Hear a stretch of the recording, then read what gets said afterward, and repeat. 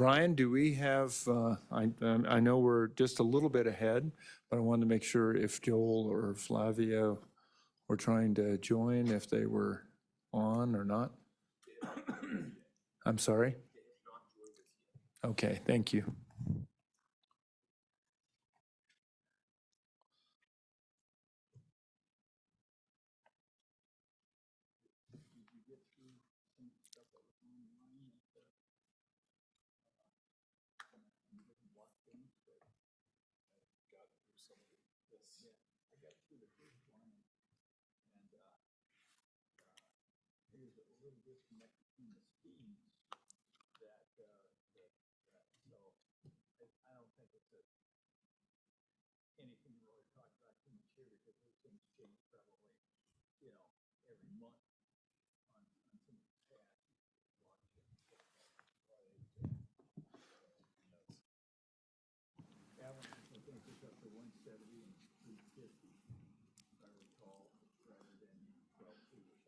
Director Apollo, I see it is right at 2 o'clock, 1400.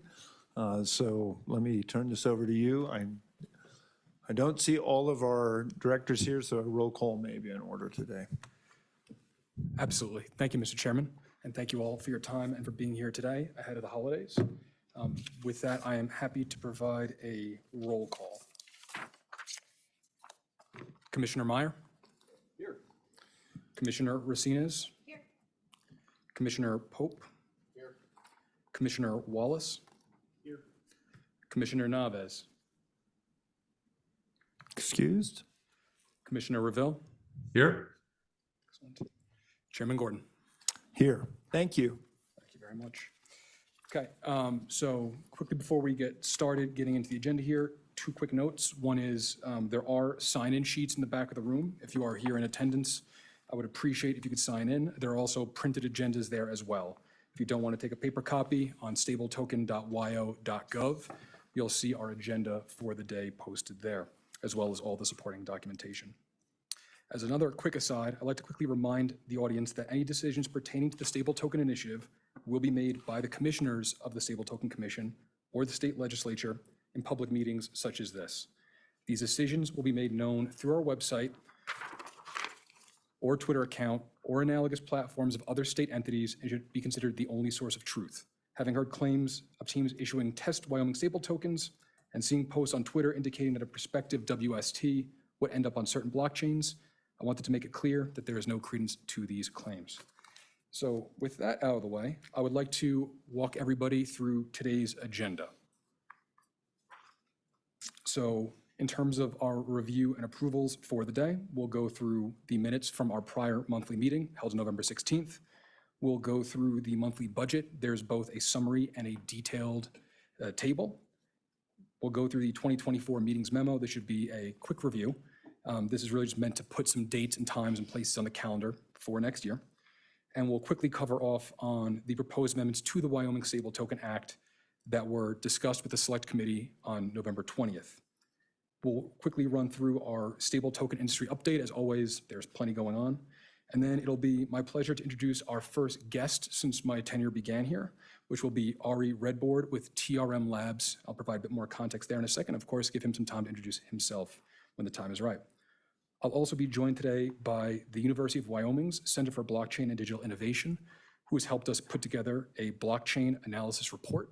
We've had several discussions along the way about which chains can do what the pros and cons are, and the team has done an astounding job of collecting a lot of data and really putting a lot of framework and structure behind it, considering it's not typically all that well structured. And I will be happy to introduce those gentlemen in a few minutes. We'll then go through what I'm referring to as the procurement update. This is where I will give an update on the RFI process that came to a close on Monday at 2 p.m. Mountain Time. And we'll talk about our path forward in that perspective specifically. We'll quickly discuss some next steps in terms of what it looks like for us to put together a budget for the coming up biennial, as well as economic analysis. We'll open up for public comments and we'll adjourn at that point. Are there any questions on the agenda? Any questions? Any questions? Hearing none. Very good. Excellent.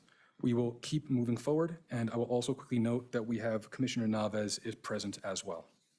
Nicole, got to know Commissioner Naves. So next up, we have the minutes for a monthly meeting held on November 16th. If you would like me to provide a 10,000-foot review of the discussion, I'm happy to do so. If the commissioners had a chance to review, I would suggest a motion to accept the minutes. Are there any corrections, additions, comments on the minutes? Mr. Chairman, I I would move for the acceptance of the minutes. Thank you, Mr. Commissioner. Mr. Chairman, I would second that. Thank you, Commissioner Pope. And then forward moved by Commissioner Meyer. All in favor signify by saying aye. Aye. Aye. That motion carries. Thank you. Thank you, Mr. Chairman. Moving on to our next item here is the monthly budget summary. So in your packet behind the minutes, there will be two files. If you recall, just playing back the history a little bit here, following our first discussion and the creation of the spending authority policy, there was an ask from the commissioners that we, in the name of transparency, continue on a monthly basis providing, an update on where our money is going. At the last meeting, I presented that in more of a memo type of format. The feedback was fairly unanimous to consolidate it into a tabular format for easier digestion, and I have done so. So you've got the stout paper here. That is our monthly budget summary for the month ending November 30th, 2023. This is based on the detailed table behind it, which is provided by the A&I accounting team. As you can see, the majority of our funds are salaries and benefits. That's me.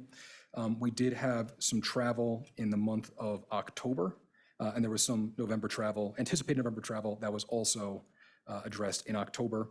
So the budget there is the next kind of biggest chunk. And then you'll see we've got some support services, which is not much. This is office supplies and things like that. And then in terms of professional services, you'll note that in November, we've paid out the full balance to Paul Hastings for their consultation.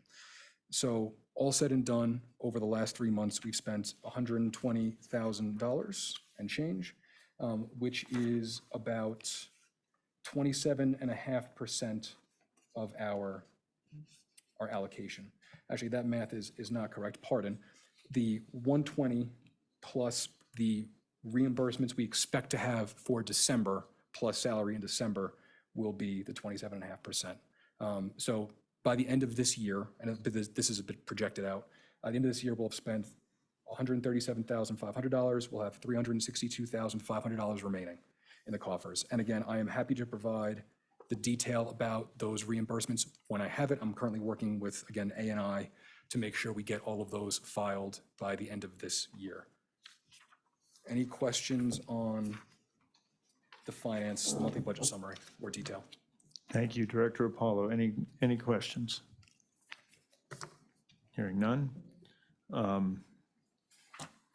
We'll, on consensus, I guess, take that for the record. Thanks. Thank you, Mr. Chairman. Moving on to our next item, the 2024 meetings memo.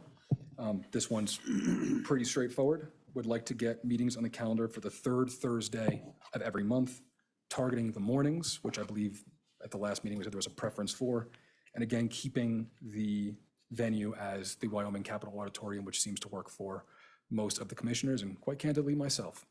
So if you would like to take a look at this memo and let me know if we can accept these dates tentatively, I'll begin working with the Office of the Governor to get these on the schedule, and we can start booking dates out proactively before everyone gets too busy throughout the year. Thoughts, comments, suggestions? Mr. Chairman? Yes, Commissioner Pope. If I may, please. I have not looked at what days the third Thursday falls on each month, but if possible, if they revolve around March 15th or April 15th, or anywhere close to, I would ask that we have an alternate day for those days. Mr. Chairman? Director. Through the chair, Commissioner Pope, would after those dates be acceptable? It would be welcome, yes. In that case, we'll keep it where it is. We have March 21st and April 18th as dates, if that works for you. Mr. Chairman, Thank you, Director Apollo. And then, Mr. Chairman, I would make one edit on my own work here. These are all in Mountain Standard Time. At some point, I believe next year, we do go back to daylight savings. So I will need to change those, a couple of those S's to D's, and we'll go from there. Very good. We may actually Stay? stay, who knows? I don't know quite yet. I thought that was this year, and I Yeah. turned out to be wrong when I slept in one day. Yep, no worries. Thank you. Further comments, questions? None? Okay, please proceed. Will do. Thank you, Mr. Chairman. Moving on to our next document. Again, some of you here will likely have context for this, but I just want to make sure that everyone's on the same page and we get this as part of the record on the commission side. On November 20th, we had a meeting of the Select Committee on Blockchain, Financial Technology, and Digital Innovation Technology. We did discuss amendments to the Stable Token Act. I don't feel the need to go through them one by one because this is in the hands of LSO and the state legislature, but just so everyone's aware of some of the updates. First kind of bucket here is we are updating some of the statutory language outside of the Stable Token Act and earlier in the state statutes to make sure that the Stable Token Commission is in line with how other agencies within the state are handled in terms of background checks. So that's references 719-106 and 1719-201. Moving on, we made an edit to section 40-31-105. This is mostly a verbiage change that the commission may issue Wyoming stable tokens as provided in this act and provide for matters related to the issuance of Wyoming stable tokens, including the types of Wyoming stable tokens to be issued, the supply characteristics for each type, etc. What we were trying to get at with this language is when we talk about overall numbers of tokens, it sounds a lot like a crowd sale or an initial token offering, and we're not really trying to do that. What we want to make sure we have here is the flexibility to issue multiple different types of tokens throughout the years. If this first one ends up being successful, maybe we should revisit, for example, a gold-backed token in the future. So that's what this language is meant to get at. And of course, the supply characteristics for each type, that would be work we would figure with the state treasurer's office and figure out the process of burns and redemptions and inbound money when people are purchasing the stable tokens. Moving on to the most important piece, this is in section 40-31-106 starting in line 18. The context here is we are looking to make sure that the Stable Token Commission is able to avail itself of additional types of investment vehicles through the management of its reserves. So initially, the bill read that we would invest exclusively in United States Treasury bills. The language I guess here is we would broaden that to cash and government securities with maturity of 1 year or less. And then again, I don't believe the updated version of the amendments is public yet, but just to kind of preface what will be there when the next iteration comes out, what was decided on in that discussion on the 20th was we would include cash, US Treasury securities with a maturity of 1 year or less, and US Treasury security repurchase agreements with a term of 1 year or less. So it'll be kind of continuously rotating fairly low risk yet interest-bearing investment vehicles. And that is the update from the LSO side until we have hearings in February, as far as I'm aware. Are there any? Yeah, questions, comments? What was that language again about the repos, so I can get it down? And Sure. So this would be, let me just make sure I read this correctly. The commission shall invest funds within the account exclusively in cash and United States Treasury securities with a maturity of 1 year or less, and US Treasury security repurchase agreements with a term of 1 month or less. So we change government and we say US Treasury securities? That is how I recorded it, yes. Yeah. US Treasury.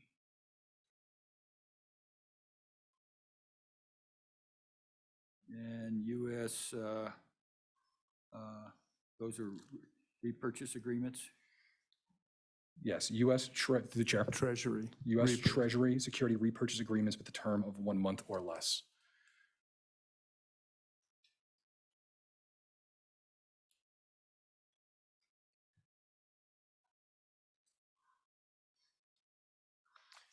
Commissioner Pope. Thank you, Mr. Chairman. Director Apollo, in discussions that we have had, one of the things that came up was a possible need for amendments to Wyoming's escheatment and abandonment statutes, and also the fact that this body has the ability to write rules around such thing. Has any analysis been done as to whether changes would be made or needed to those statutes? Through the chair. Thank you, Commissioner Pope. I have not personally had an opportunity to perform that analysis yet. It is certainly in my inbox unread. I've read it, but that's why I kind of marked my to-dos. So it's certainly at the top of my list. There are a couple of things that we should be talking about in the coming weeks regarding things like accounting treatments, escarpments, because that's going to have an impact on how we manage the reserves fairly in short order. So I want to make sure we address that, especially going to the February session. Follow up? Thank you, Mr. Chair. Thanks for that. I appreciate it because I believe those, given our need to eventually find an auditor and everything, that those will be major concerns about what to do with both abandoned stable tokens and stable tokens that rules surrounding when and how we can reclaim those. So also within the confines of that, a rules, I would think a rules working group may be necessary fairly quickly. Mr. Chairman, I know that there are some, in the area unclaimed properties, there's some legislation out there that's going to deal with Bitcoin or something, but we haven't in different areas of assets that we necessarily can't bring into the unclaimed properties, but that's something we haven't had the legislature really, I guess, have enough interest to move forward. So in some of those circumstances, I think that if they're abandoned, first ownership has to be, I guess, determined in whether or not there are actually unclaimed properties. It probably fall under the unclaimed property rules in that case. So, but that's something that when the legislature wants to take up that kind of the rewrite, the next reiteration of unclaimed property, then some of these things those bridges can be crossed to the extent that they deal with stable tokens. Yeah, thank you, Commissioner Meyer. That was sort of my thought too. And if I remember correctly, there has been some language, at least it was, that was 5 years ago for me, but if I remember, it had to do with, what you do with cards that people buy at Christmas and who owns them and things like that. So, and I can't remember exactly the disposition of that, but it was, Commissioner Pope, it was gnarlier than one would expect, but I think we have some language on that. And Mr. Chairman, I would quickly add, that is certainly one of the areas that we need to be assessing this from both the legal perspective and the technical perspective, because everything we discuss from a legal side in this particular issue will have ramifications, the technical side of what we do with tokens that might be sent to an incorrect address, sent to what's called, for example, on Ethereum, a 0x address where it's just a black hole and it's irredeemable. So there'll need to be policies in both the legal and technical side, and they'll need to sync up quite well. Very good. Mr. Chairman? Commissioner Pope. Thank you, sir. The big issue that this revolves around is these rules will have to be written before an auditor will be able to opine on any of the commission's financials. So that's where my concern lies right now with it. And Mr. Chairman, through the chair, Commissioner Pope, agreed. And I think if we want to get the wording changes done, my understanding is that would need to happen in February during the legislative session anyway. So it behooves us to work on this rather expeditiously. Very good. Thanks. Further questions? Hearing none. Please proceed. Thank you, Mr. Chairman. With the proposed amendments discussed, I want to do my quick stable token industry update, and then Ari, I'm happy to turn it over to you in just a moment. So in terms of the recent news that's come out, in the US, we had the AICPA debut their proposed reporting framework for issuers of stablecoins. And I believe the next day, FASB issued their standard to improve the accounting for and disclosure of certain crypto assets. So we can assume that there's going to be more clarity on the accounting side of things around digital assets, generally speaking, and stable tokens will certainly be a part of that. Before I keep rambling on, I know there are people who have specifically looked at this in more detail than I have, so I would invite the chair, Commissioner Pope, if you had anything to say about those two items quickly. Commissioner Pope. Thank you, Mr. Chairman. Both the FASB and the GAP changes were, I think, beneficial, but surrounding the reporting of on a stable token and opining on a stable token financial statements, the real issues are, or at center there was, what are these circumstances where the issuer can reclaim the ownership of the token or burn the token or whatever, if a rule is that it can't be used in an adversarial country and things like that. And that's what that's surrounding. The other change to GAP was the reporting of tokens or cryptocurrency that is held by institutions that are being audited, and it now moves it to market. All the time it's reported at market value, which is of benefit to the industry. Specifically excluded in those rules are rules around tokens or assets that are backed by currency or other assets too. Mr. Chairman, and that is the fascinating world of accounting today. Commissioner, I'm curious if, and I'm trying to think of the follow-up to SASB, and if it is it the ISSB? Are they also playing in this space?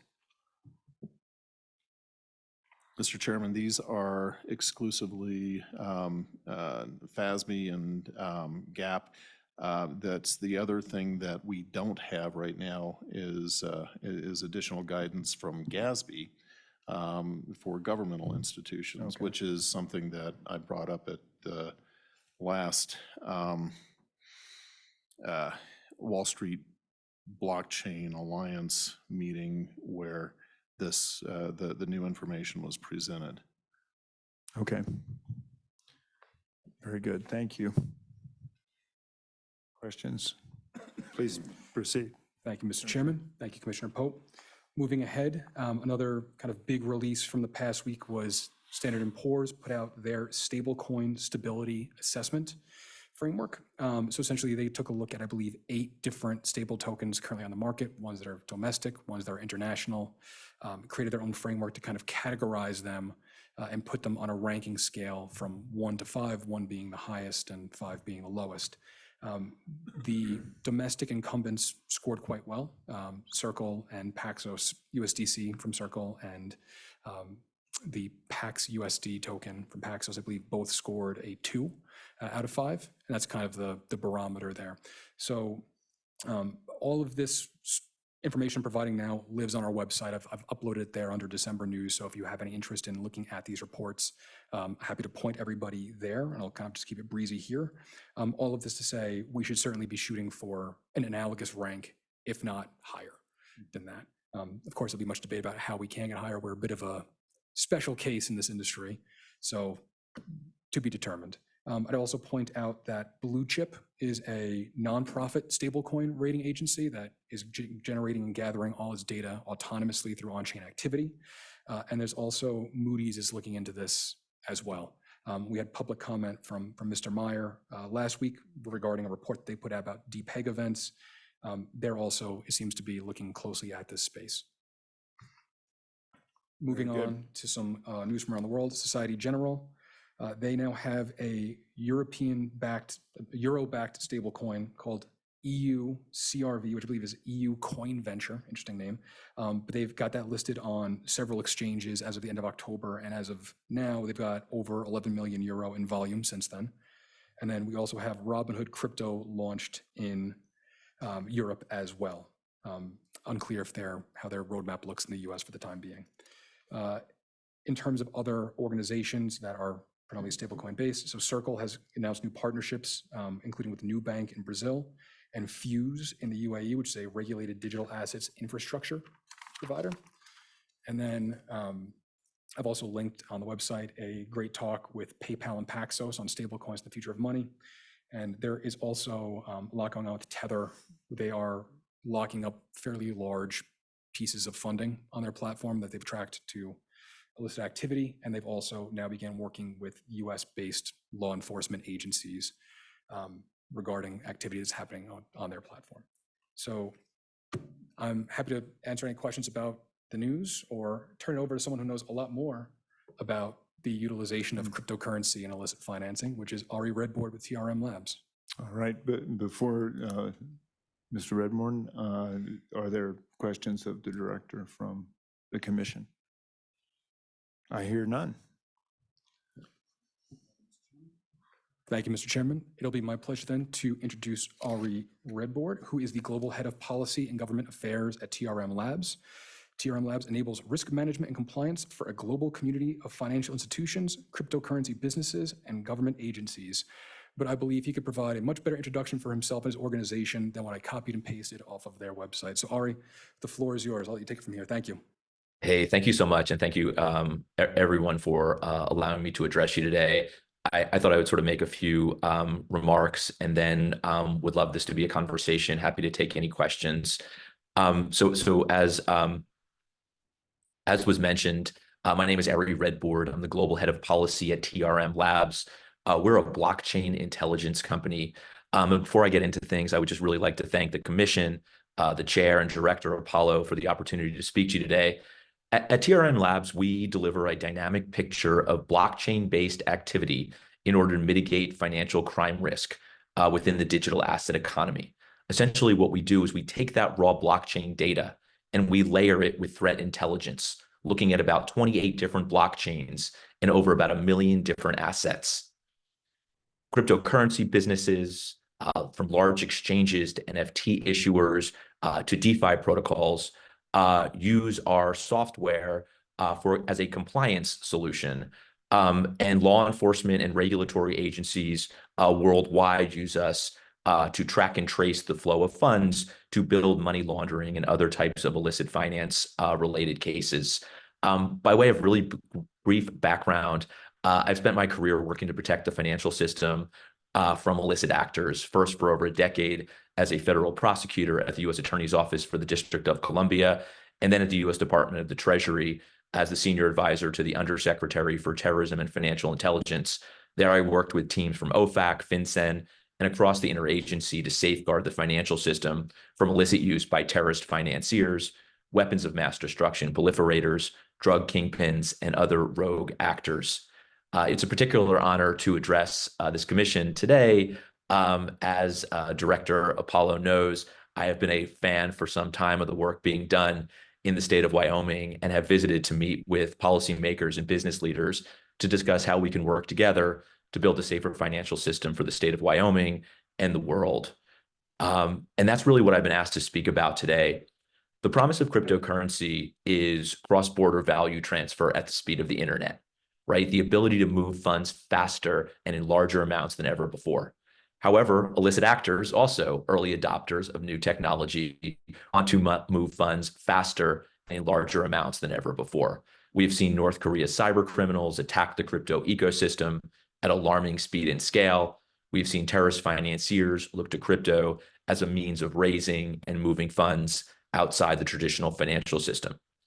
However, and this is always so important in this conversation, You have to understand that the native qualities of public blockchains, traceable, trackable, immutable, allow us to follow the money in ways impossible in the traditional financial system, where networks of shell companies, hawalas, bulk cash smuggling, high-value art, and real estate are used by money launderers to obscure transactions.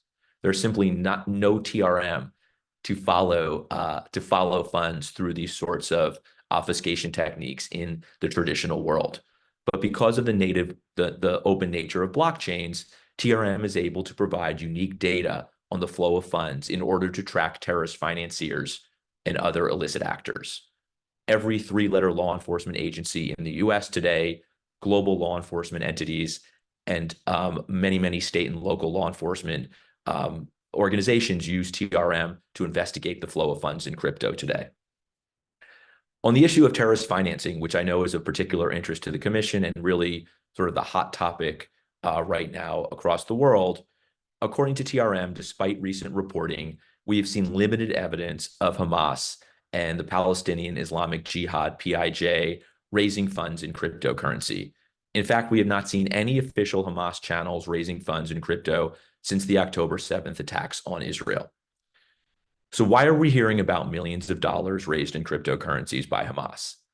It is mostly due to a misunderstanding of blockchain intelligence and essentially inaccurate data. I'm happy to discuss it further, but essentially what's really happening here is you have a number of cryptocurrency addresses that has been seized by Israeli authorities. And those addresses typically belong to entities, exchanges, etc. And those addresses include funds associated with terrorist organizations like Hamas, but also lawful actors. So when you add up all of the funds in those addresses, you inevitably end up with a very, very large number. But the reality is very, very little overall of those funds are actually for Hamas or other terrorist organizations. And just by way of sort of quick background, my role prior to TRM was very much in the traditional space, and I can tell you that Hamas and other terrorist organizations rely in large part on aid from the international community. Iran provides an estimated 100 million annually in fiat currency, according to the U.S. State Department, with countries like Qatar and Turkey also providing funding. European countries, the United States, and even Israel have provided significant humanitarian assistance to Gaza over the years that has likely gone to fund Hamas's malign activity. In addition to nation-state support, Hamas has a global network of charities plus private donors, and according to Euronews reports, the terror organization collects up to $15 million from annual taxes it imposes on its own citizens coming in and out of places like Egypt and from the West Bank. It's also important to point out, because of the unique qualities of public blockchains, there's been a lot of success in investigating the flow of funds in crypto to Hamas and other terrorist organizations. For example, Israeli authorities announced the seizure of cryptocurrency accounts belonging to Hamas on October 10th. In addition, and Director Apollo got to this a moment ago, since the start of the war, stablecoin issuer Tether, USDT, said it had frozen funds in 32 cryptocurrency addresses linked to terrorism in Israel, and that it was working with Israel's National Bureau for Counterterror Financing on other cases. According to a recent TRM Labs report, USDT, Tether on the Tron blockchain, is the preferred method of terrorist financing, accounting for about 92% of terrorist financing today. By contrast, about 6 years ago, the overwhelming amount of funds were flowing in Bitcoin. That has almost completely shifted to that 92% of terrorist financing occurring on the Tron blockchain today. All of this is to say that Hamas was an early adopter of the use of cryptocurrencies, because Hamas, like any illicit actor, is looking for any new means available to raise funds. We saw Hamas raising funds in crypto from about 2019, when the Al-Qassam brigades, Hamas's military arm, attempted to use cryptocurrencies as an alternative fundraising method to support its military operations. Hamas initially tested cryptocurrency fundraising by soliciting Bitcoin donations on its Telegram channel, and then we watched them build website infrastructure in order to raise funds. When I was at the U.S. Attorney's Office, I worked closely with IRS criminal investigations, Homeland Security, and FBI to actually investigate that case. And in August 2020, the U.S. Department of Justice announced the disruption of 3 terror financing campaigns involving crypto, including the seizure of accounts associated with the Al-Qassam brigades, 150 in all there.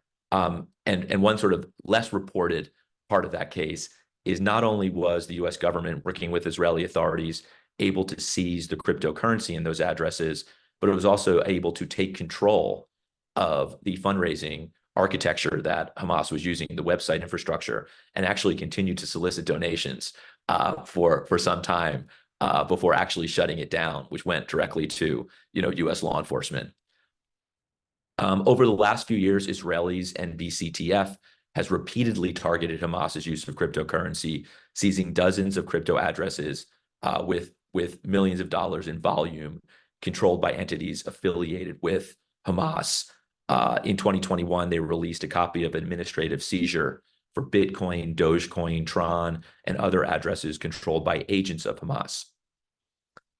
Because of all of these successful investigations and disruptions, in April of this year, Hamas announced that it would no longer be accepting donations in Bitcoin because of the ongoing and continuous targeting of its supporters by U.S. and Israeli authorities. And that's very consistent, honestly, what we've seen since October 7th. We'll see a fundraising effort, again, never by official Hamas channels, but by supporters on Telegram and other types of channels. Those are almost immediately taken down based on targeting by authorities, which can really only be done because of the nature of open blockchains, right? This ability to track and trace. Financial crime involving cryptocurrencies, from ransomware to scams, darknet market activity to terrorist financing, it's a bit of a paradox. While illicit actors can move large amounts of funds faster than ever before, harnessing the native qualities of public blockchains, transparent, traceable, immutable, agents and investigators using tools like TRM are now able to follow the funds in ways impossible in fiat. When I was a prosecutor, we would constantly be playing this whack-a-mole game where bad actors would set up shell companies, and then we'd knock them down and others would pop up. And these shell companies would be very difficult to track. Sort of not true in the age of public blockchains. As the crypto ecosystem grows, we are going to likely, and honestly, these efforts are a big part of that, right? We are likely going to see much more lawful activity in the crypto ecosystem, but we're also going to see more use by illicit actors.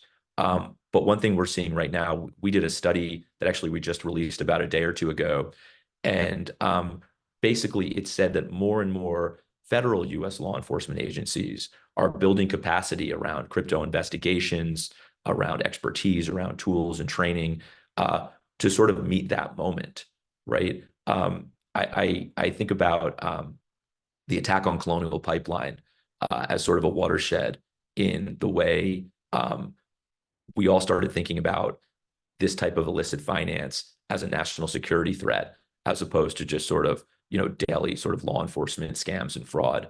And I think at that moment, we sort of moved into this digital age where wars are in part fought on blockchains. But I think it's at least what gets me up in the morning is the opportunity that we have working closely together to build a safer financial system by leveraging tools and technology. So again, thank you so much for the opportunity to speak to you today. And I know that from Director Apollo, there's been all kinds of conversations around illicit finance and how to mitigate some of those risks among and between the commission and the public. So happy to address any of those questions if that makes sense. And at some point, happy to sort of show you how all this works. Thank you, Mr. Redboard. Let me direct this to commissioners. Commissioner Meyer. Yeah. Just a little bit of discussion about the government's ability to seize funds, and wondering whether or not if someone had, I guess, lost control of their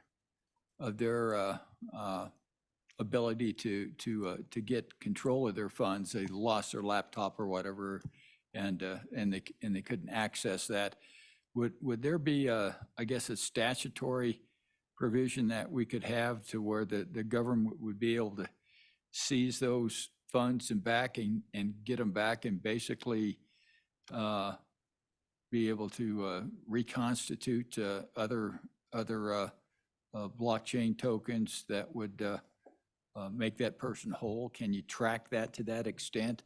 I mean, I'm trying to figure out how we can use the tools that you have in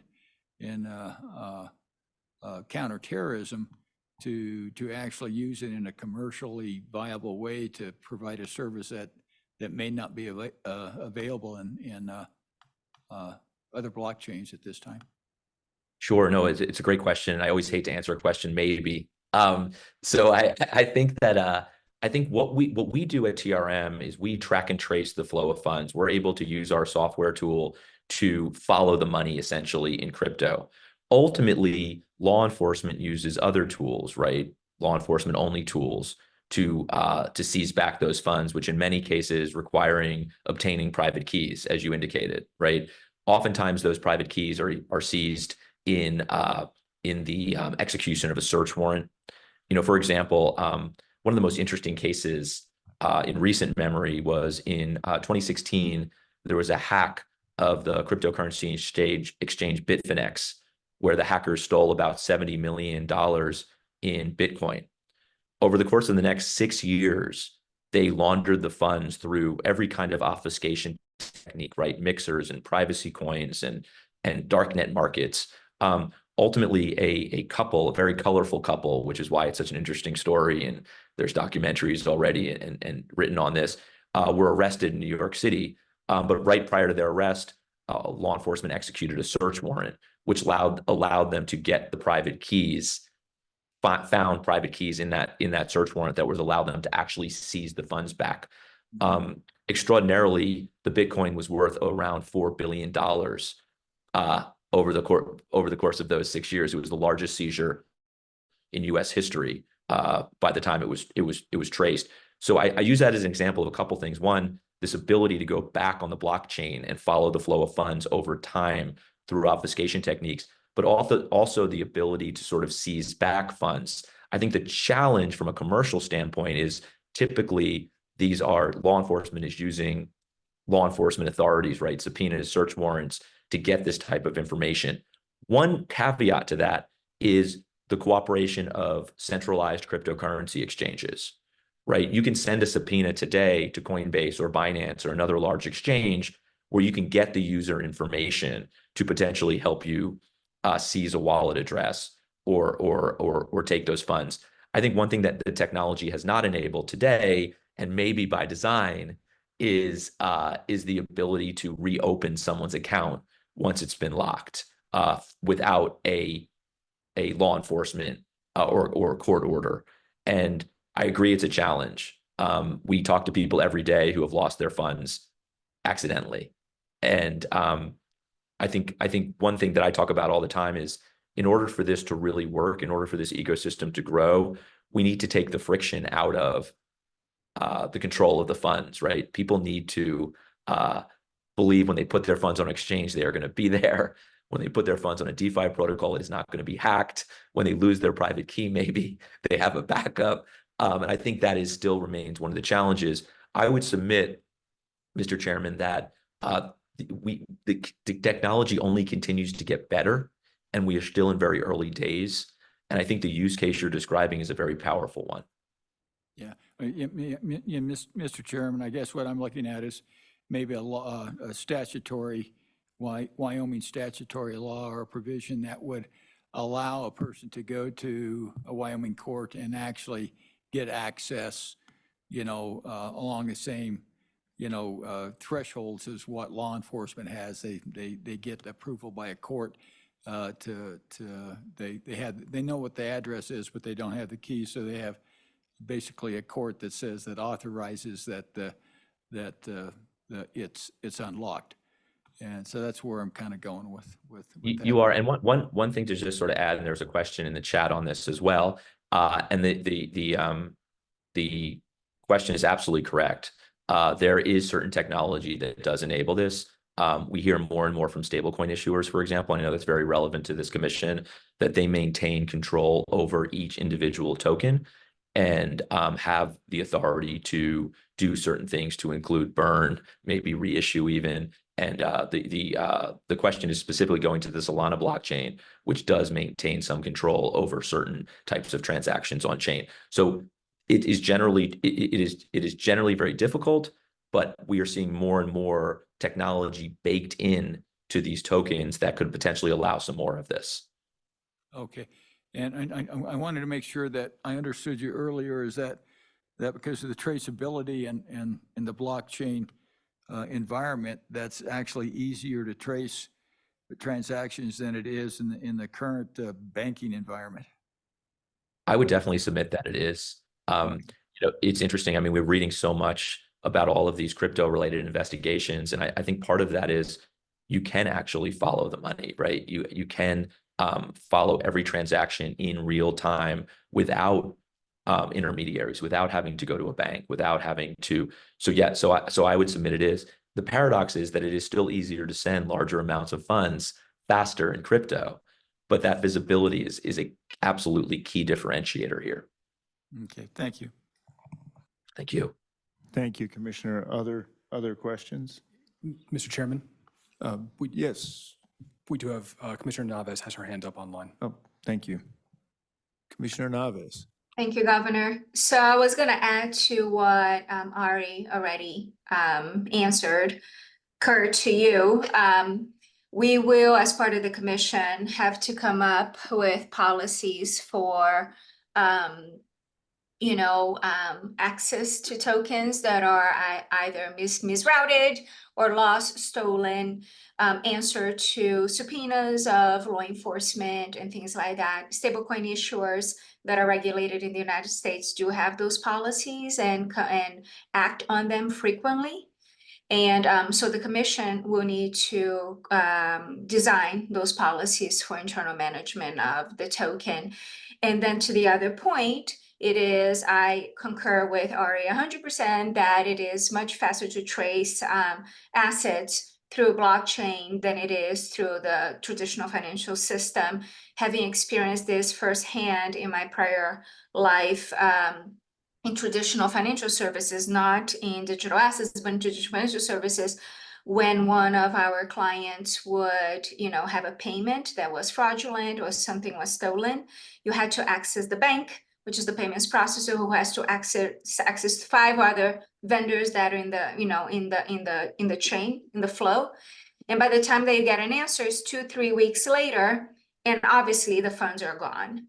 So by tracing this in the blockchain for immutable transactions that you can actually know exactly what the cycle is, technologies such as the one provided by TRM Labs enable this to be done very frictionlessly and with speed. So you're not waiting as long as traditional payments do today. Thank you, Governor. Thank you, Commissioner. Other questions?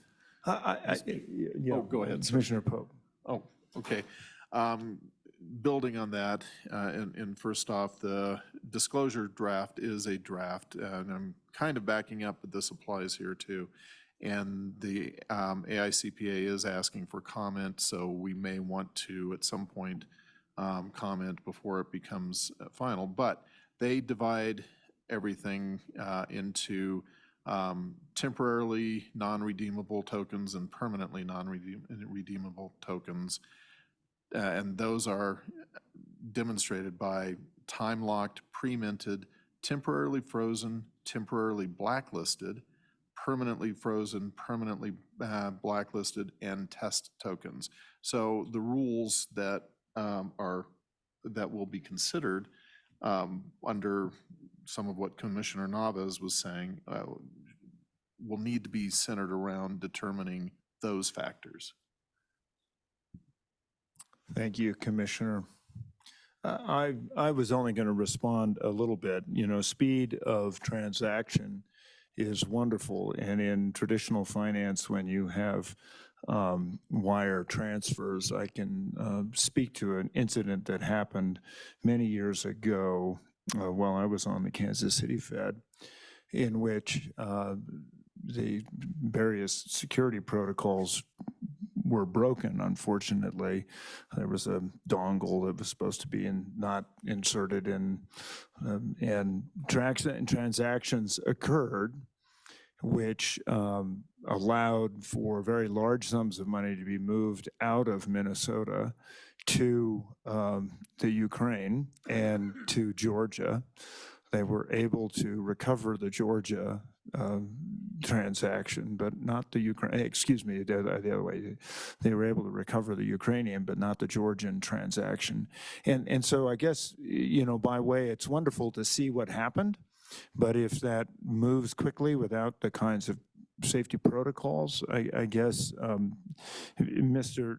Redboard, I'm just curious, because if somebody moves that kind of money and then immediately moves it on, you still have the traceability of the blockchain, I suppose. Can you describe that sort of an instance?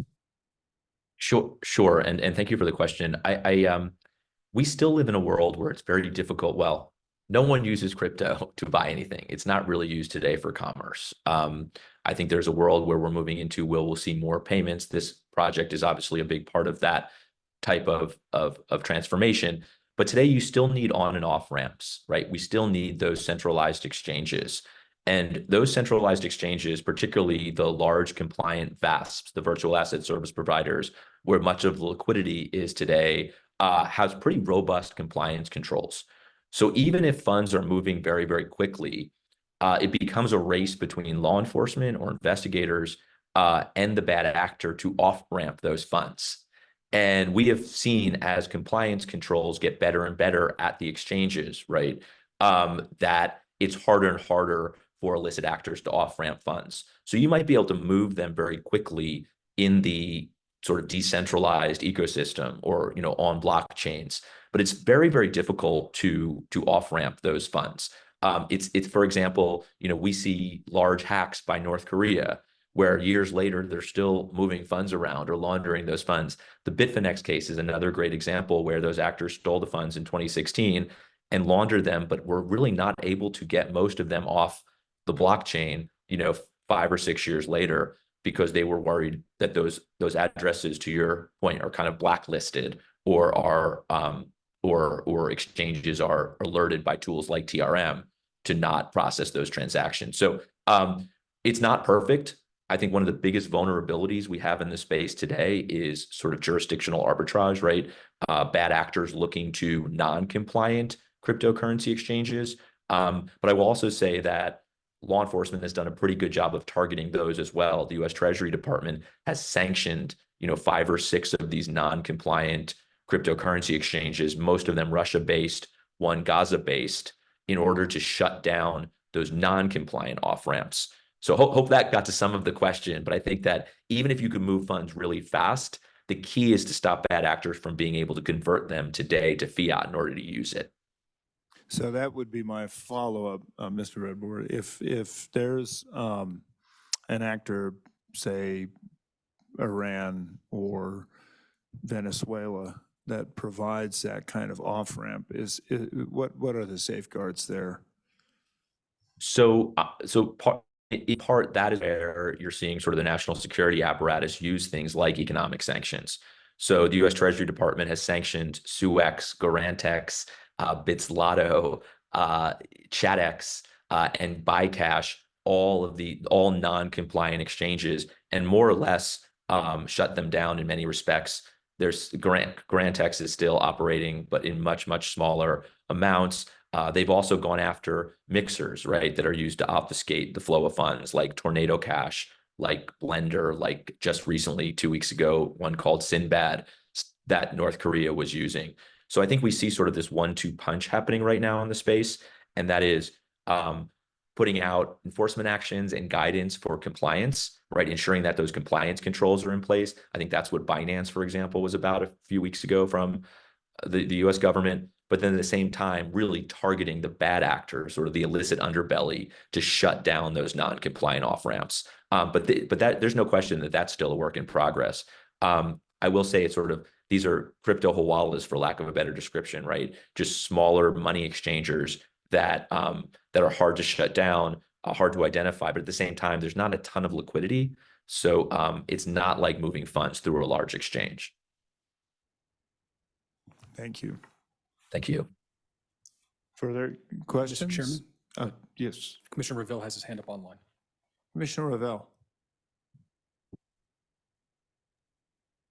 Thank you, Mr. Chairman. Mr. Redboard, thank you for this information. I had a question relating to your discussion about the off ramps and that being an opportunity for enforcement to block illicit transactions from occurring. I presume that is also why it seems that the SEC is sort of steering the proposed spot ETF, Bitcoin ETF issuers away from in-kind transactions and toward cash transactions. Is that a similar idea, that to get into and out of the ETFs, you're going through fiat and that's the off-ramp? That's the first part of my question. Okay. And then related to that, if that is important, that the sort of off-ramps be protected, what should we be thinking about in terms of the Wyoming stable token and how we might increase the difficulty for illicit activity with the stable, particularly once it gets to that secondary market where, I mean, it's easy when it's the primary exchange, but what happens in the secondary market with the stable token? Thank you, Mr. Chairman. Absolutely, and great question. I'm going to take the second part first because I feel like I have a better answer for it. The first one actually was funny. I was waiting to join this call and I just saw something about the SEC talking like maybe even this afternoon about this very issue. I don't know if it's an illicit finance related issue, to be honest, or something else more sort of securities regulatory related. Look, I think there are definitely a number of things that can be done. And Commissioner Navas really got into this, and that is you can build into the tech, I think, a lot of protections today around being able to still have some control over the tokens. And I think that's sort of the next iteration of what compliance is starting to look like in this space. I was on a call with the Financial Action Task Force just last week, where representatives from various stablecoin issuers were on the call, and we're talking about some of the technology that they're building or can build today to bake in compliance into the actual token, each individual token, to be able to actually track specific tokens, to be able to do things like burn and reissue, to be able to seize back funds from illicit actors. So I think that there's a lot of technology that's being built today. From TRM's perspective, what we're doing today is we're providing that compliance on those on and off ramps. So the reality is that if illicit actors who hold the Wyoming stablecoin, for example, are trying to move those funds, a large exchange would get a alert from TRM, and then can take action. Or law enforcement would be able to use TRM to track and trace the token in order to build an investigation and eventually seize it back. So I don't know that it's significantly different than what's happening today with stablecoins like USDC, for example, even. And I understand there's a huge distinction between the issuer and then the sort of secondary market, but PayPal, Circle, they use TRM in those initial stages today, but then all the major exchanges are using these tools as well. But I do think what's next is what Commissioner Navas was describing, and that is how do we bake into the actual issuance, the actual token itself, compliance controls. Follow-up? Did you have any follow-up, Commissioner Revelle? No, thank you. Okay, thank you. Further questions? Director. Thank you, Mr. Chairman. And Ari, thank you again for the presentation. Very helpful context, and it's always great to speak from the examples that you've seen firsthand. I think my question is a little bit philosophical. Obviously, the issuance of a stable token by the state if that ends up in the hands of some of these illicit actors, it's going to cause fairly large reputational risk for the state, and we simply can't have that. On the other side of that spectrum is that, speaking on behalf of constituents who have spoken at public testimony before, there are concerns around privacy and traceability. So I guess to kind of maybe perhaps close us out here, from a philosophical standpoint, where in your opinion is that kind of balancing act where people can, John Q. Public can have confidence they're going to be able to use their token without having everything they're doing, under some surveillance, but we still have the ability to make sure that, illicit actors are not using Wyoming stable tokens in an inappropriate way that we want to prevent? It is, to me, the question of our time in terms of this space today. So I'll give you my quick thoughts on it, and we can, talk about this for some time. Look, I think that, when we talk about mixers, when we talk about, privacy, this is the same conversation we had post 9/11 in airports and city streets. It's how do we enable lawful citizens, lawful users of this technology, a degree of privacy, particularly a degree of privacy in a more and more open financial system. But at the same time, stop illicit actors like North Korea, right, like terrorist financiers from abusing that financial system. I would submit that there are technology solutions. I don't know how baked those are today, but there is a lot of work being done. For example, if you hear about the work being done in the digital identity space, which there's a lot of great work being done today. There's a White House executive order recently on the topic, right? That we will all have digital identities, digital driver's license, essentially, for us to transact on blockchains. It's very different than the model we do today at TRM, which is more of a block list or a blacklist model, right?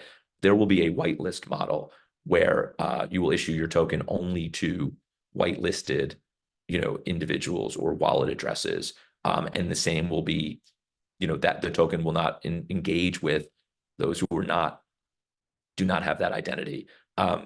Zero knowledge proofs to sort of prove identity or prove that it's a good actor. A lot has been written on things like privacy pools.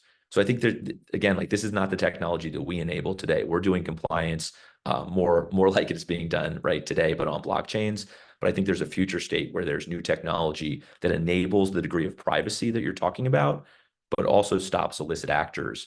And that is why, look, I mean, blockchains are both public and allow for privacy at the same time, which is sort of this really interesting concept. And I think it's up to regulators today, and I'm sometimes glad that I'm not one anymore, but sort of help because this is a really tough one, right? How do we stop bad guys, but at the same time allow lawful users to have a degree of privacy, which I know is an important, obviously very important in the state and globally. Director, thank you. Thank you, Mr. Chairman. And again, Ari, thank you. If you wanted to have a quick last word, happy to give you the floor. But I think at this juncture, we can kind of wrap up and move on with our agenda.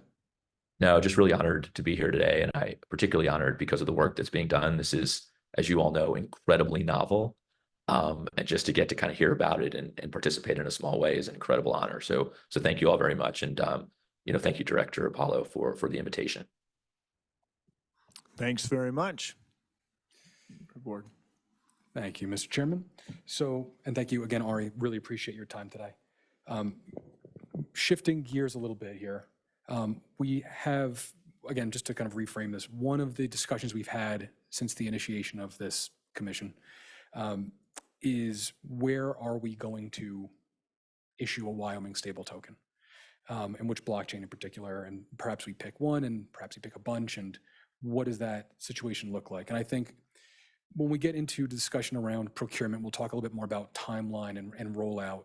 But I think one of the things we wanted to make sure that we accomplished was present to the commission context that is important to understand the merits and perhaps deficiencies of different chains, the existing utilization of those chains, and many quantitative and qualitative metrics that would help the commission assess where a stable token should be deployed.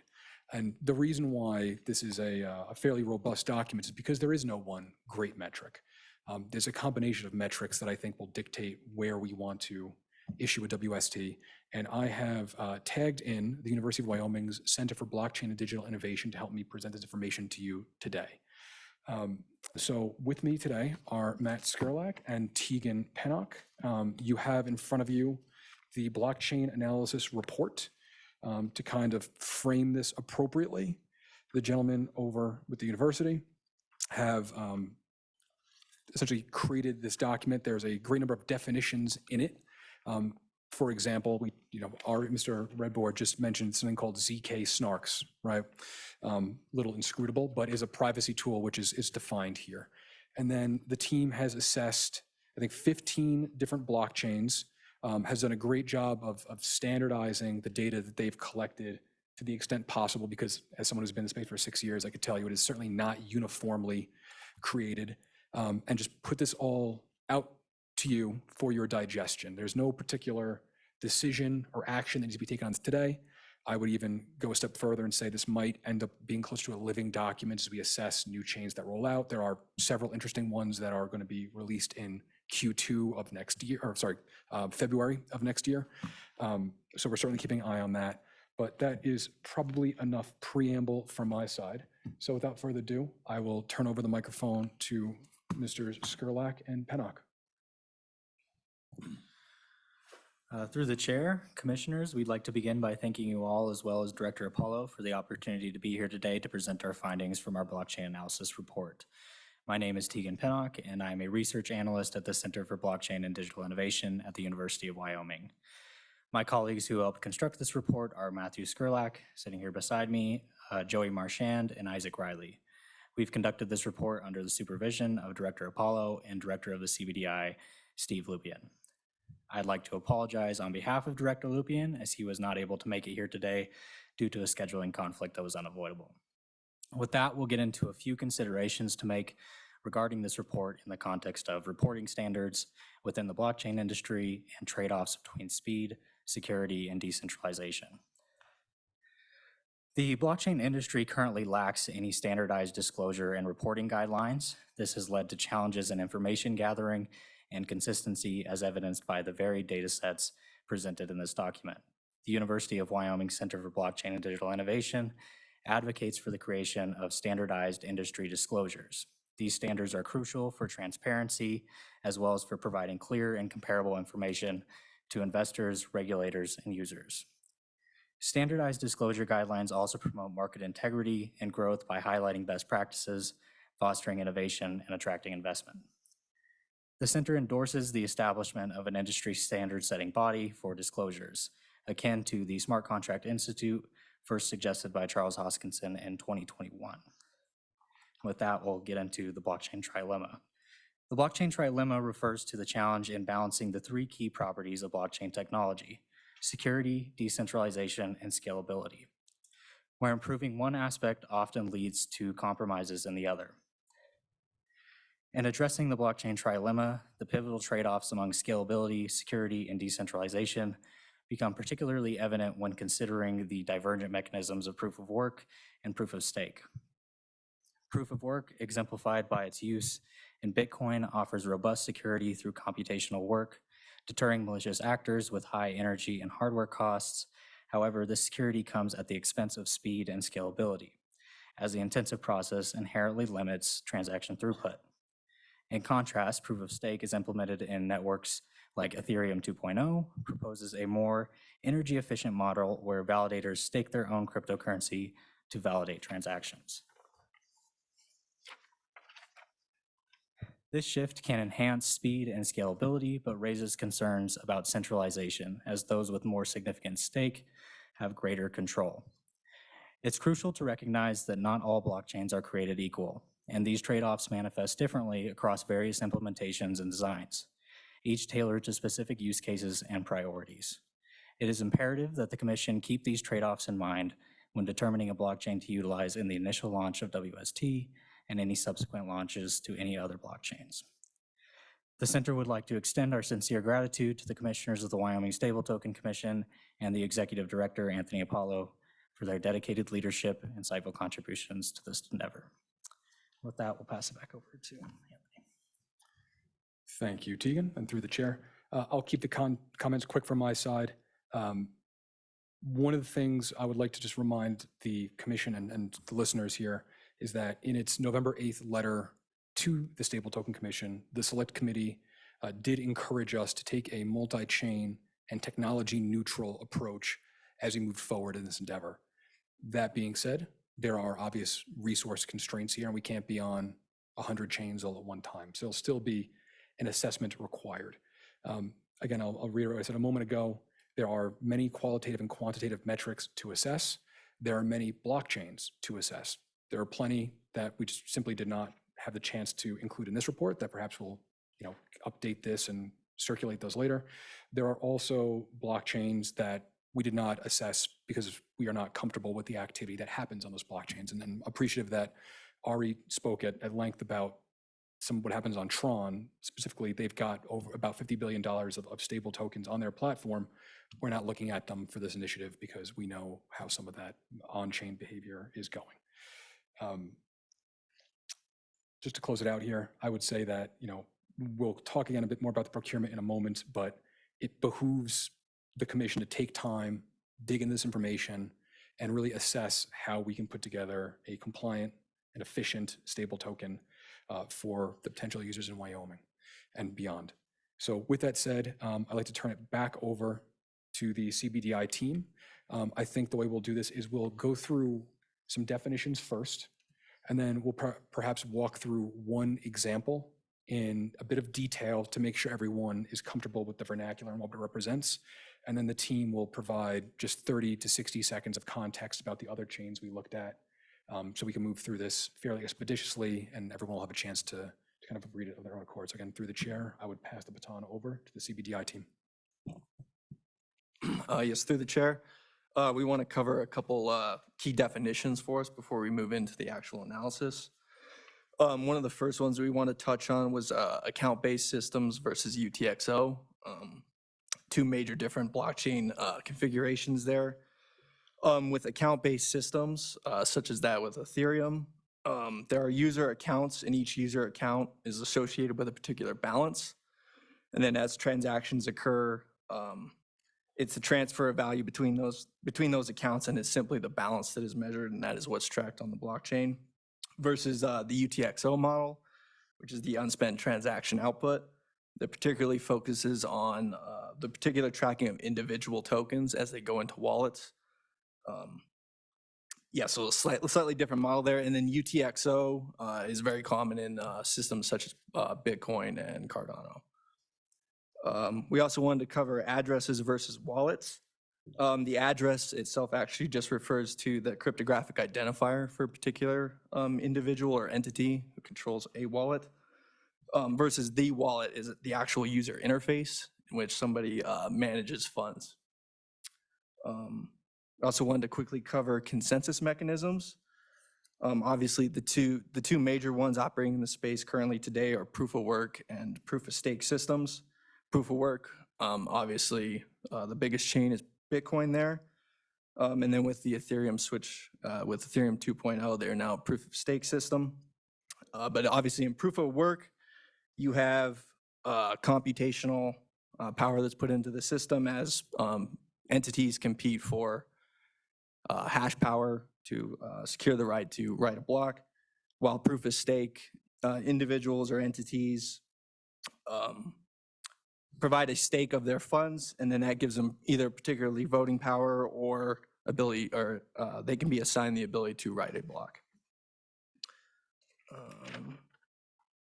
And then one quick last one that we wanted to cover was public versus permission blockchains.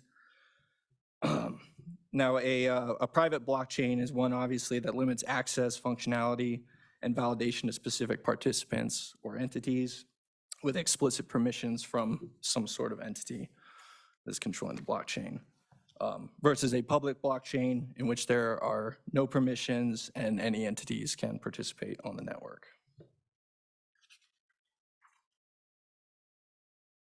And I think that will cover definitions, and I'll hand it over to Tegan.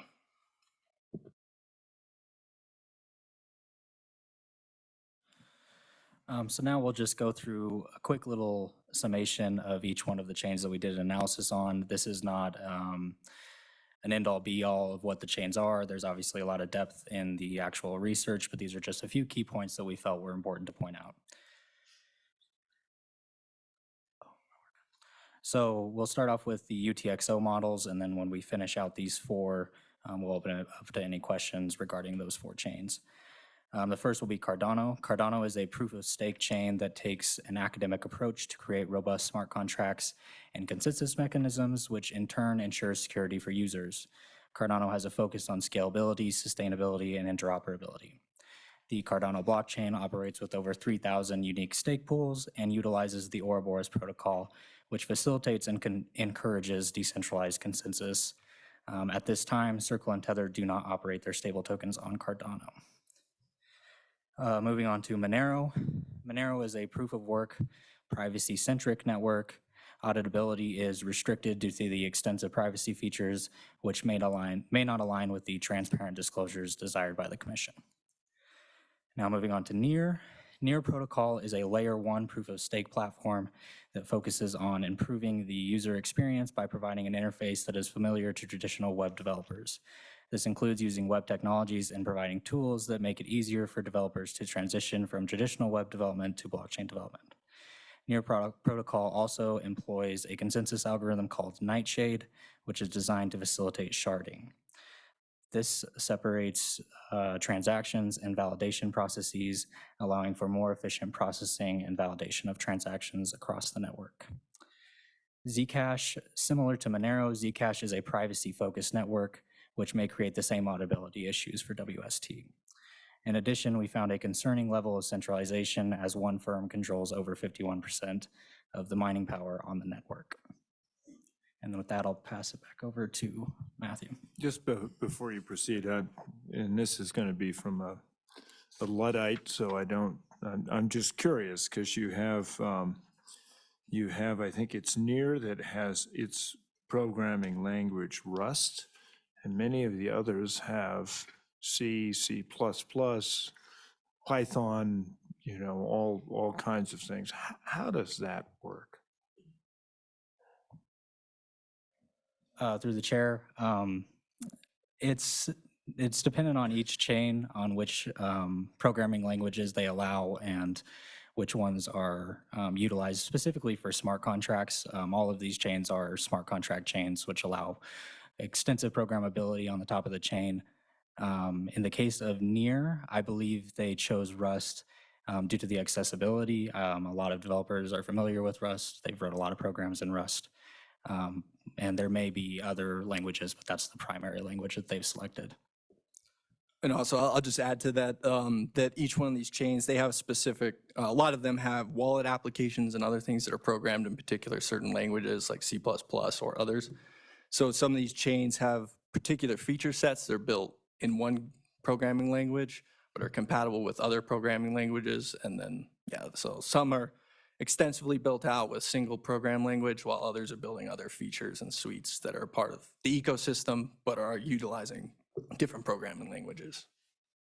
Thank you.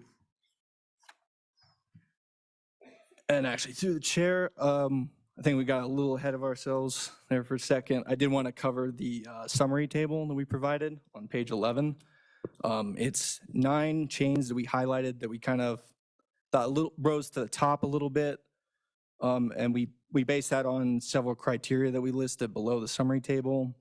That being public, we particularly emphasize public permissionless chains with some sort of decentralized governance and some sort of mechanism to encourage decentralization. We also focused on energy efficient proof of stake networks. We also focused on averaging over 50,000 daily active addresses.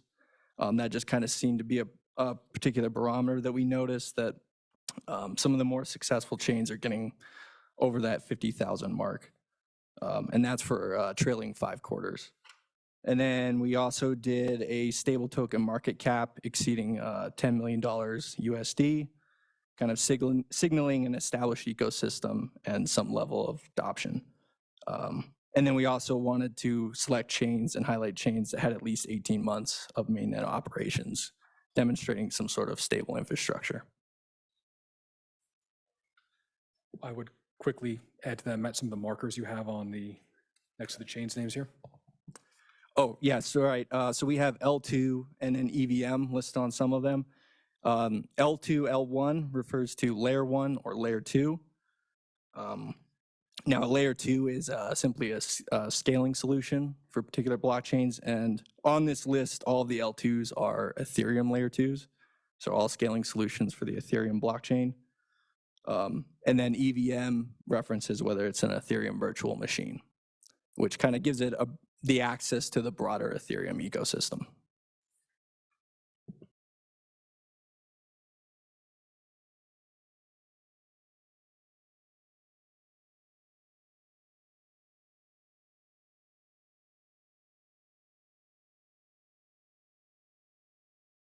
And actually, through the chair, I'll go ahead and walk you guys through just one of the examples in detail, just so and for the following blockchains, they're all laid out in a similar fashion with the similar metrics, or at least as close as we could get with them. Some of the data varied in certain spots, but we'll do this for the Bitcoin liquid network. So we provided the launch date of the particular blockchain, and in this case, it was October 10th, 2018. We wanted to provide a quick summary of each blockchain. The liquid network is a federated sidechain built on top of the Bitcoin blockchain. It enables faster, more confidential transactions compared to the main Bitcoin network. It was developed by Blockstream, and the liquid network is designed to provide quick settlement times, support confidential transactions, and offer the issuance of digital tokens, or tokenized assets, sorry. The consensus mechanism, it relies on a federated consensus model. A group of functionaries consisting of trusted entities such as exchanges, financial institutions, are responsible for validating and signing the blocks. This consensus mechanism is designed to provide efficiency and faster confirmation times compared to the proof of work mechanism on the layer 1 Bitcoin network. We wanted to cover chain access. This is a hybrid in this case for the liquid network, as it's not entirely permissionless, as the functionaries are trusted entities and selected by the governing entities on the liquid network. We also wanted to cover code access, whether it was open source or closed, in this case open sourced. Programming languages include C++, Go, Ruby, Java, and Python. The native platform token is LBTC, which is pegged one-to-one with Bitcoin, ensuring value parity and providing seamless bridge between the liquid sidechain and the main Bitcoin blockchain. And then we also wanted to provide some context for some of the tokens that followed this, whether or not the SEC has taken action. Recently with Coinbase and Kraken lawsuits, they named several tokens as being viewed as securities for the SEC, and that may have an impact on the decision for the commission. Moving into quantitative, we wanted to cover daily active addresses. In the case of liquid Bitcoin, we were unable to confirm a daily active address account or number. We wanted to provide the market capitalization, which for liquid Bitcoin, or for the liquid network, is 134.169 million. 24-hour trade volumes was also not available for the liquid network, but for these following chains there were.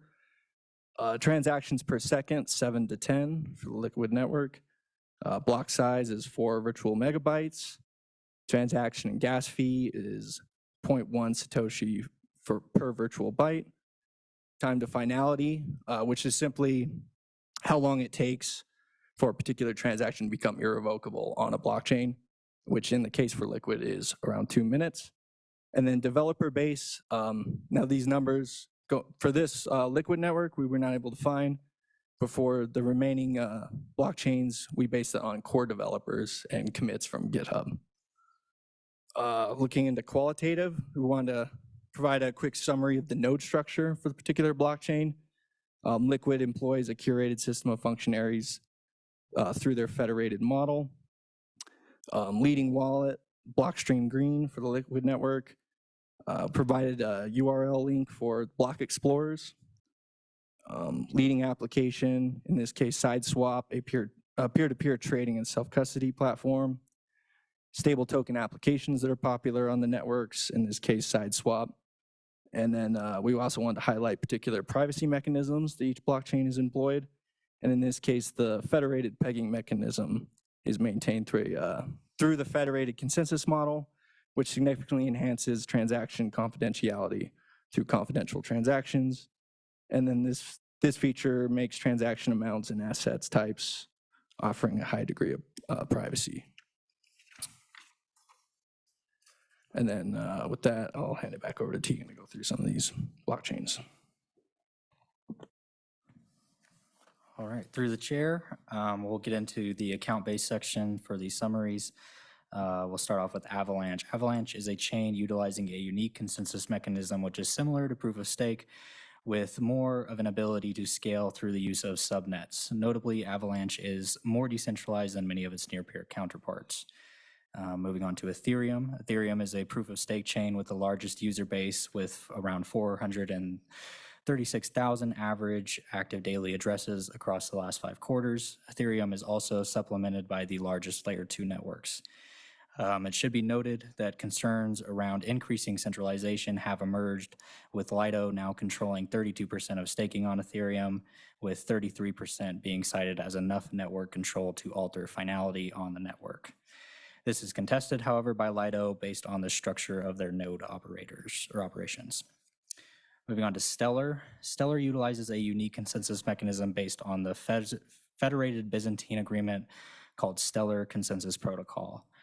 There are some concerns as to whether or not Stellar is sufficiently decentralized. However, the Stellar network does have a focus on payment systems, which may be advantageous for the development and growth of the WST. Moving on to Solana. Solana utilizes a unique consensus mechanism which allows for more efficient transactions and an overall boost in speed and scalability for the network. Although not noted in this analysis due to a lack of available data for each chain, one major indicator of stability in a blockchain network is uptime. Uptime is a length of time that the network is operating without interruption. In the case of Solana, this has been an issue with notable downtime at various points in the last few years. Moving on to Tezos. Tezos is a proof of stake chain with a focus on transparent and self-amending protocol upgrades through decentralized governance. Tezos has a relatively low user base at this time, which may create challenges in reaching sufficient adoption of WST. Moving on to Algorand. Algorand is what's called a pure proof of stake chain that separates itself from other proof of stake networks by implementing additional factors in the validation selection mechanisms that encourage decentralization and greater democratization of on-chain governance. It should be noted that the structure of the relay nodes for the network has been criticized as creating a centralized point of failure. Those are the layer 1 account-based models, so we'll open it up to any questions regarding any of those individual chains. Questions? Commissioner Meyer. At some point in time when we're done with all of these, I haven't seen anything that kind of ranked the securities. I did note that there was some information that we did get from, I think, Avalanche that had a different security ranking that I haven't seen anyplace else. But when we get through with all of these, maybe talk a little bit about security in some of these and some of the, I guess, the more promising ones. Thank you. With that, through the chair, we'll move on to Arbitrum, which is the first layer 2 account-based model. Arbitrum is a layer 2 scaling solution for Ethereum with a proof of stake consensus mechanism. This chain has a focus on scalability and efficiency with a few unique governance model traits which aim to ensure equitable staking pool concentration. Arbitrum has 2 governing bodies, a security council consisting of elected entities and a decentralized autonomous organization, or DAO. Moving on to Optimism. Optimism is a proof of stake layer 2 scaling solution for Ethereum that utilizes optimistic rollups to increase transaction throughput and to reduce transaction costs. Optimism does rely heavily on a handful of teams for key operational roles, which does raise concern regarding centralization. Polygon is another proof of stake layer 2 for Ethereum with a focus on scalability and efficiency. Of the layer 2s on Ethereum, Polygon has the largest active user base. However, with a Nakamoto coefficient of 4, there are valid centralization concerns for this network. Moving on to Immutable. Immutable is a layer 2 blockchain on Ethereum that is attempting to solve high gas fees through its proof of stake system.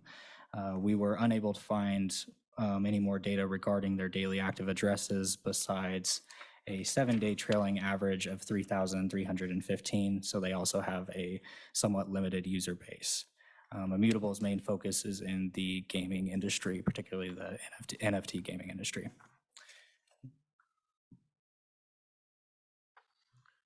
So coming back to the question on programming language, on the layer 2, all of them seem to use pretty much the same programming language. Is there a reason for that? Yes, through the chair. That is because they're Ethereum-based layer 2s, so they're all going to be within the Ethereum ecosystem. They're all going to be operating on a similar kind of field there, and all of them, for the most part, are interoperable within that Ethereum ecosystem. Thank you.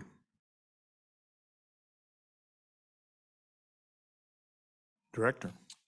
Yes, I think I just would like to give another moment for any of the commissioners to ask any other questions. I know it's a lot of data we're putting forward. Again, we don't need to go through all of it at this very second. And as you review it and digest it, myself and the CBDI team are very happy to provide further insights and kind of break it down. I do want to revert just a minute in the conversation and revisit Commissioner Meyer's question about security. I am not familiar. You're referring to a specific report released by the Avalanche team pertaining to Yeah, it was a on-chain security? PDF report, the first one there, and they, down in the report, they had, I guess it was a ranking where Avalanche scored an 80 and 3 of the other ones scored a 33, and it had to do with, I'm not exactly what the reference was, but I think it was the amount of active nodes on as far as being able to determine a transaction was correct, because some of them were like at 20 or 40 nodes, and Avalanche was like 1,400 and something. And through the chair, thank you, Commissioner Morale. I'll certainly take a look at that. Pretty much all of these chains have their own analysis that'll show where they are the best. Yeah. And we'll, kind of take it all with a grain of salt. And that's why I'm appreciative of the team for putting this all together as uniformly as they were able to. Yeah. And that being said, there's still questions about how to quantify some of this. When you're talking about node structure, you'd see even this report that was presented by these gentlemen, that even in some instances where there is a high number of nodes, those nodes may be operated by the same party. Therefore, you kind of break it down into what's called the Nakamoto coefficient that was referenced earlier, how many parties you would essentially need to infiltrate, we'll say, in order to take over a chain, right? What we refer to as a 51% attack. If you control more than 51% of the hashing rate on a proof of work network, or 51% of the nodes on a staking network, you can pretty much dictate what's going to happen on that given network. Yeah, and I think on the Polygon one, they said there was only like 40 nodes, but in this report, there's like 128,000, but only 40 were used to determine whether or not something was a valid transaction. Yes, through the chair. Exactly my point, right? You have a number of nodes, but if those nodes are operated by 2 parties, then you've got 2 parties, right? Yeah. So I appreciate the team did a lot of diligence digging down into what that most conservative number looks like. I think on Ethereum, one of the things that was mentioned was a Nakamoto coefficient of 2, because one of the large staking pools, now that Ethereum is a staking-based protocol, one pool called Lido, L-I-D-O, controls just under 33% of the staking power on Ethereum, because they're a victim of their own success. They've made their product too good. It's too easy to deposit Ethereum there and leave it there. And you get some amount of, Ethereum back from interest, essentially, hand waving a bit there. Now, there are arguments to be made, certainly by the Lido team itself and others, that because they have a decentralized governance model that dictates how that pool's operated, you can make the argument it's many, many more than 2 people or nodes or operators, whatever vernacular you want to use, that would dictate how that pool works. I appreciate the team has taken the most pessimistic view of it because, in terms of decentralized governance, you could have, attacks on DAOs and take over those, and next thing you know, you're very centralized. And I would offer that Bitcoin is very much in a similar situation. There's an organization called Foundry that has about 33% of the hashing power on the Bitcoin network. And again, they have their policies internally to make sure that nothing, nefarious happens, but it is a legitimate concern that the community shares. Yeah, okay, yeah. It's, to me, it's kind of like reading a pitch book and people give you their best picture and describe them in their best light, and somebody else describes them in their best light. It's like the speed of transactions. Some people, and I like that where you had the speed to finality here, where other people just, it's the speed of your transactions, but you might have the first part of the transaction goes real fast, but actually to actually complete the whole thing, I think the speed to finality is the one that you really want to pay attention to, but that's just my assumption. I don't know. I see some heads nodding a little bit, so I don't know. Through the chair, Commissioner Meyer, as someone who had a startup and had to say why my platform was better than many others, I'm certainly familiar with the presentation that goes into saying what you're really good at and maybe leaving some things out. Yeah. So certainly understood on that part. I'm happy to take a look at the report you're mentioning specifically, but I would also offer that I've already, not for Avalanche particularly, but for many of these chains that we're looking at and we've talked to, they have similar presentations that I'm happy to pull down and Well, share. there's a lot of stuff for you as a director to go through, because I understand you've got like 200 vendors that wanted to say, pick me. And so it's going to be an interesting process that you're moving through. Well, through the chair, on that note, Commissioner Meyer, I would be happy as long as these gentlemen are content and feel that they've shared everything that they've worked very hard to prepare under a very finite time frame while I was working on that list of contacts. I am happy to let these gentlemen sit back down and thank them for their work. Yeah, thank you very much to kind of get some color to this process. Thank you. Did either of you, just before we leave, did either of you want to address the treasurer's question of ranking on any of these, or are they presented in rank? Through the chair, we did not present them in rank, and we actually did that intentionally to leave it up to the commission to make a decision. It's not our role to rank these or do anything like that. Just with the summary table, we did kind of highlight the 9 there, but it's pretty broad. They all have their own individual particular advantages to each chain, and then it'll be up to the commission to make that decision. Very good. Thank you. Yeah, Mr. Commissioner. I guess what we were kind of thinking of is having multiple blockchains work, but start with one, but being able to have the flexibility to add all these other ones on there to gain some speed and some functionality. So I'm guessing that's a reasonable way to proceed, but I'm not sure. You guys look at it a lot closer and with more Yes, data points than I through do. the chair, yes. Having a multi-chain offering is certainly within the realm of possibility and probably likely in this case. Okay, thank you. Thanks very much. Thank you, Mr. Chairman. And I would like to thank the University of Wyoming's Center for Blockchain and Digital Innovation one more time.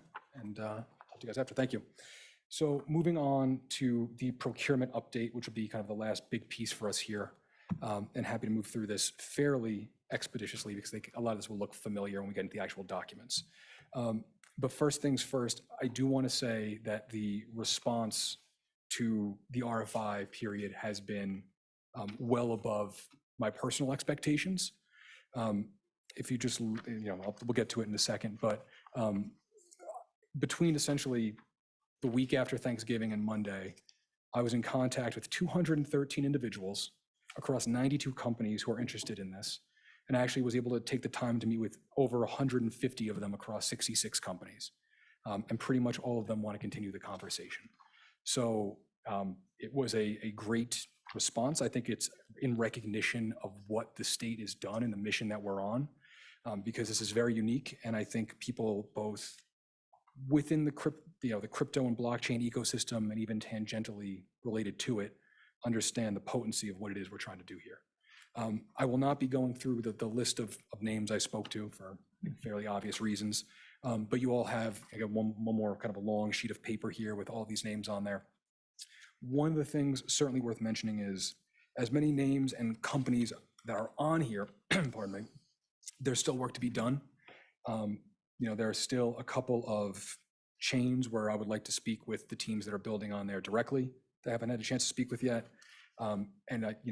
I would also like a little bit more time to speak with Wyoming's community banks. I haven't really had a chance to get into the weeds on what it is we're trying to do here with them. And I think that's something that we've been talking about since really this initiative took off, and I want to make sure we're making good on that.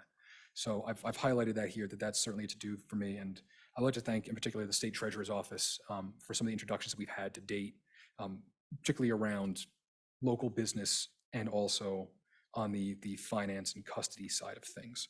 So before we get into any of the documentation, any questions on the effort in general? I see Commissioner Navas had her hand up. Thank you, Anthony. As you go through it, it will be helpful if you can highlight to the commissioners, the group of folks that you've spoken to, which ones that have presented their solutions as a single offering, and which ones of them that would come in as potential as a consortium or an end-to-end provider of the solution. That's it. Thank you. So through the chair, I do not think this is the most appropriate venue to start going through RFIs that we have received. To the extent that the commissioners would like to see what has come in through the public purchase platform, that has been uploaded to an internal Google Drive file. So you have access to it, and there is context there about which parties have offered to come together, and in response to our RFIs, how they would structure their services, and some of it even including preliminary pricing data, which may or may not be sensitive. Thank you, Anthony. Generally, without obviously disclosing names of folks that you were in conversation, was the percentage of interested parties more of single solution providers, consortiums, or end-to-end solution providers, or there was really a balanced of interest of all of three? Through the chair, thank you, Commissioner Navas, for the question. It's a good one. I would say the majority, and that's a big hand wave on the percentages there, but the majority are certainly interested in forming consortia. I think that speaks to the experience of teams that we're talking to in the space, that they already have pre-existing vendor relationships with each other to put together a suite of services. Of course, we cannot direct any one party to partner up with another party. But when we mention, I certainly need to give some deference here to Commissioner Reville. When we talked at the last meeting about making sure that we had context in our RFI regarding the potency of consortia in the situation, when we brought that up with vendors, most time they did come back or actively try to come back with another party, either that was new to us or someone that we were already speaking to, and they've all kind of joined forces. Thank you, Anthony. So if there are, through the chair, if there are no further questions, what I'd like to do is begin going through the procurement cover sheet, which again is to provide some context about the next steps on proposing. What you have here on page 1 is simply a recap of what we've already gone through. We've already gone through this one request for information period, which ran from November 17th to December 18th. So losing the days for the select committee and Thanksgiving, I think we did pretty dang good. We certainly acknowledge that the aggressiveness of the timeline was brought up on the previous discussion that we had. And the goal for us was to get as much information as possible ahead of the upcoming budget hearings, which the budget hearings themselves will be in February.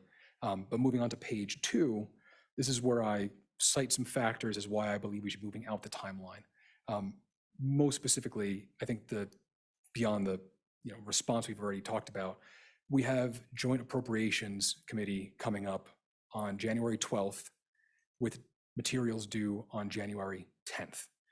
So that is a bit of a new deadline based on where we were from the previous meeting here on November 16th.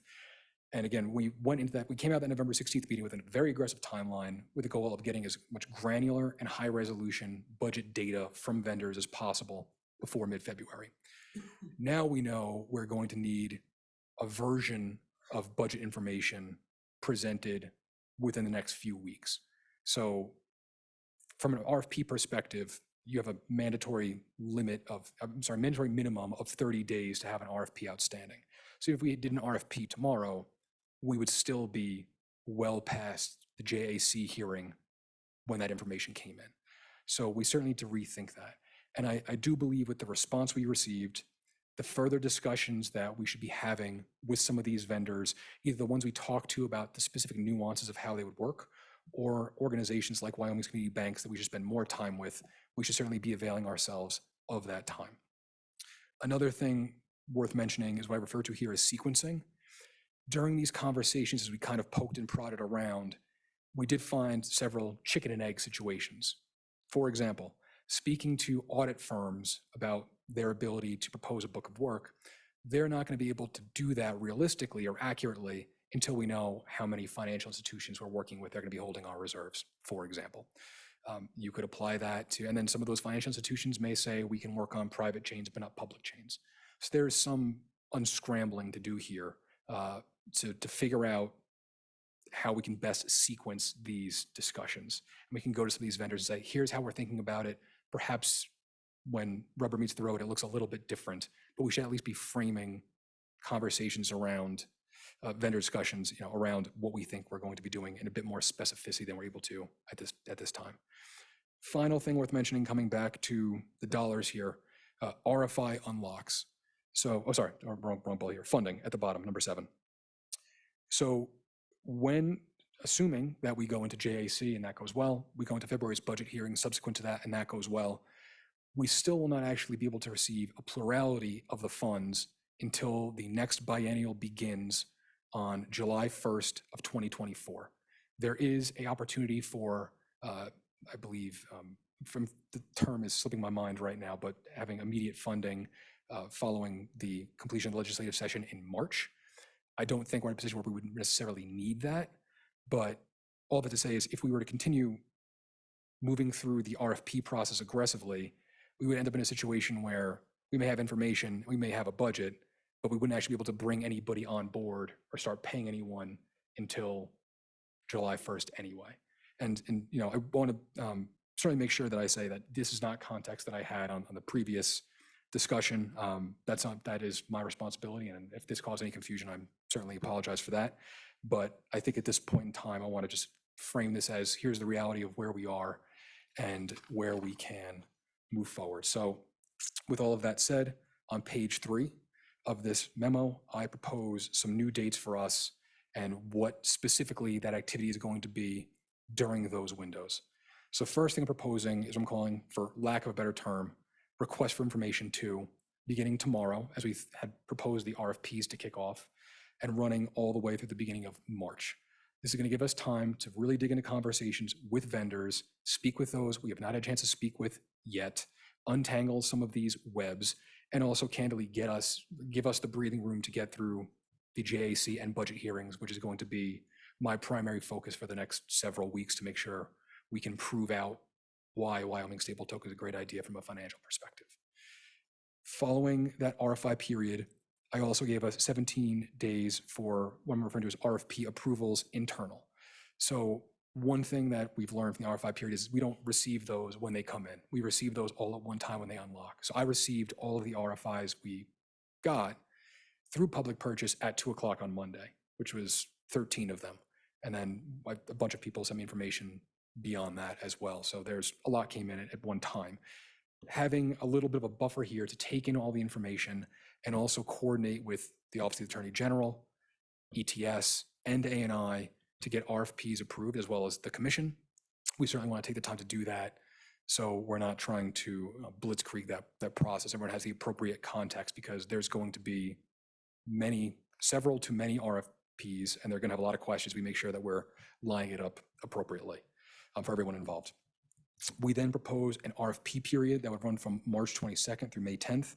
That's 50 days. That would again be our silent period where we're not allowed to speak to anybody other than anonymized questions coming into the public purchase platform where these RFPs will be listed. When that wraps, I've also added about the same amount of time for submission review and evaluation committees. So this is where a group or several groups of people, which will likely be myself, some number of members of the commission, and perhaps independent third parties who are, let's say, part of our subcommittees, will be assessing and rating vendor proposals with a rubric that we have inside of the RFPs. That will take time, A, and then B, once we have those scores tabulated, we're going to likely move into oral presentations. And we don't expect that to be with every single vendor that creates a proposal. We'll specify it'll be the top 2 or 3 scorers during the RFP, but it's going to take time to line that up and make sure that everyone because we need the same members on each evaluation committee, we'll need to make sure we have time to schedule it appropriately. That leads us to the end of June. I would like to come out of those discussions, with bidding with awards for the vendors. And then that would enter into a negotiation period, which perhaps can be done quickly, perhaps will take a little bit of time, perhaps will be sequenced as we mentioned a few minutes ago. But that is the new schedule that I'm proposing based on the information we currently have at hand. And I'll pause there. Well, thank you, Director. Comments, thoughts, Madam Auditor? Mr. Chairman, I personally like the new timeline for a couple of reasons. Obviously, there's the question of the budget effective immediately is the term you're looking for. But Mr. Chairman, I think that, and this will come out clunky, the response has been robust to say the least. 92 companies. I think whatever work and time we spend to really refine that RFP, because I doubt that all 92 of those companies that have responded would be a really good fit for what we're looking for. So the more time we spend on the RFP to really get that dialed in, the less work it will be for the director and us to submit those. Because I mean, if we end up with 80 to 90 to 120 RFPs, it's almost going to be it will be overwhelming.